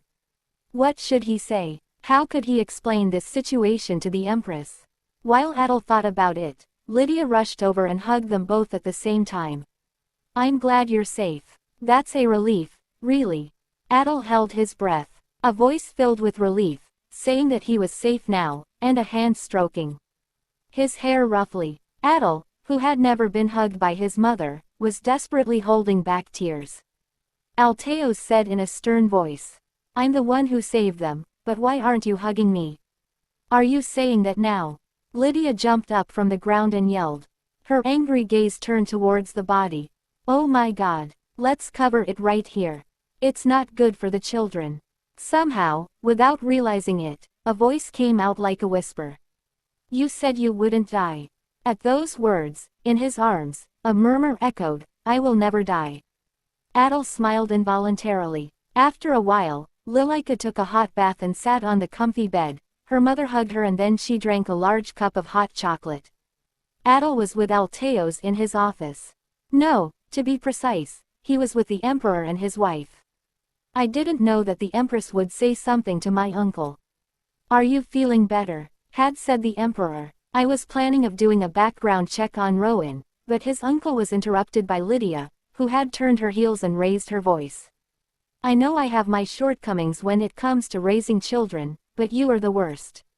If you say it like that, I think he's going to distrust people even more. Could you please stop making others think that way just because you don't believe in humans? What? Alteos was startled. Oh my God, do you really have to speak as if we were all against you? Adel stood there, blinking his eyes at those words. He never thought that there would be someone who could raise their voice in front of His Majesty the Emperor. In his mind, he was dancing and enjoying the Empress scolding the Emperor of the Empire. Distrusting people, me, how dare you? Alteos' voice lowered, and Lydia stood right in front of him. Yes, you. The Emperor opened his mouth and spoke. Ha, what do you know about me? Then what do you know about me that you think I don't know? Lydia clapped back. Alteos took a step closer to her. Seeing Lydia, whose nose seemed to touch his chest, but did not back down, Adel began to admire her without realizing it. You. At the moment Alteos was about to growl, Lydia raised her hand. Wait. Then, she turned to Adel. I will support you until you become Emperor. His Majesty and I have no intention of having children. It looks like Alteos is neglecting everything, but I'm going to raise you to the throne. I have this in mind. Alteos was about to say something, but Lydia stopped him again. She said, you said we wouldn't fight in front of the kids, didn't you? Alteos clicked his tongue at her words and exhaled a short breath. Then he crossed his arms and closed his mouth. Lydia continued, and so did I. I support his plan to put you on the throne. It doesn't matter whether you believe it or not. I'm just stating the truth. Talking to a child like that. Alteos scoffed from behind, but Lydia didn't even look back. Then, you may go now. Oh, and Attal. Alteos stated he never has been involved in an assassination attempt before. Didn't he? Alteos frowned. Why would I want to kill Attal?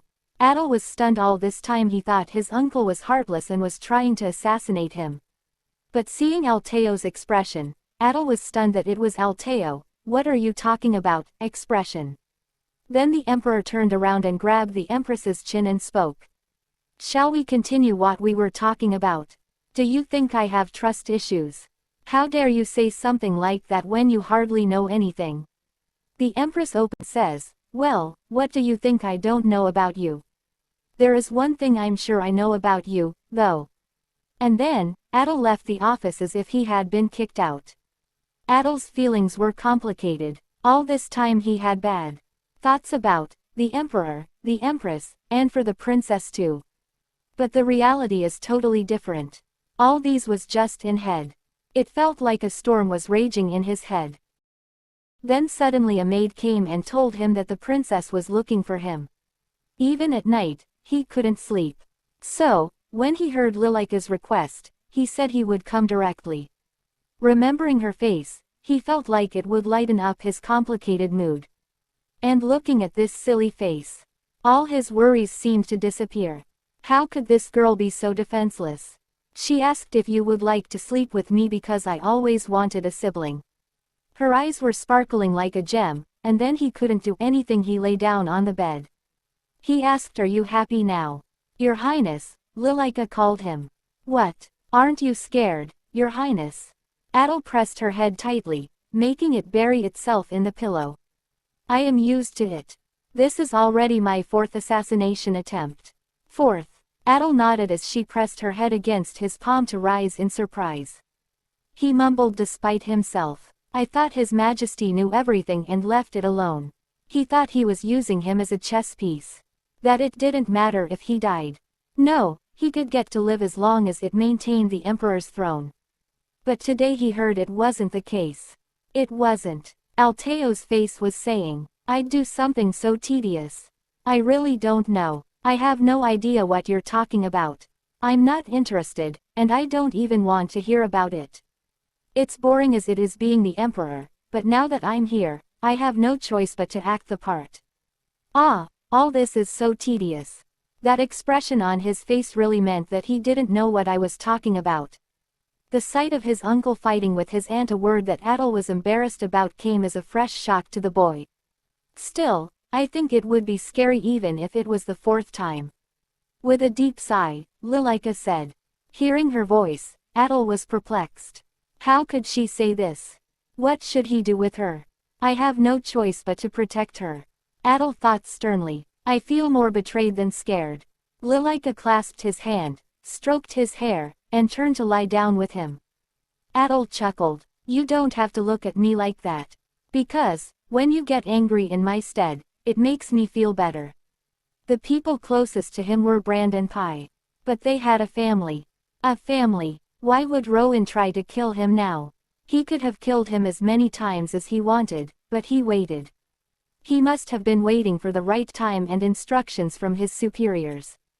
And that turned out to be now. What has changed is the existence of the Empress, and he glanced at Lilika. Is it because of her? It is unknown where Rowan's order came from, but he must have guarded him for this sole purpose. It was suffocating to think that all the relationships he had had in the past were lies. It was as painful as water in the lungs. All people. Lilika let out a small sound as if he had unwittingly tightened her hand. Attal was startled and withdrew his hand. Fortunately, she didn't wake up. A small hand tried to clench the air. If the world were to be destroyed tomorrow, they would abandon him and run to their family. Or, if he dies, they would mourn him a bit and fill his place with another lord. Attal was always replaceable. However, if the family disappears, that place is empty forever. Something irreplaceable. There was no such thing for him. So far, it has definitely been that way. Yet, a weak, reckless, and defenseless being arose. It was troubling, embarrassing. Family. A younger sister without a single drop of blood. But family was something irreplaceable. He shed some tears without realizing he was crying. This feeling was so pure and new for him. Adel slipped from the head of the bed and laid down a pillow to face her. It was the first time he fell asleep next to someone. There were so many firsts that he was stunned. Still, Lilika's breathing didn't bother him, and he soon fell asleep. I've never been tempted by sleep so easily before. It was his last thought before he went into Morpheus' arms. Our story ends, my dear friends. Thanks for watching. Please comment and like our video. This will help us.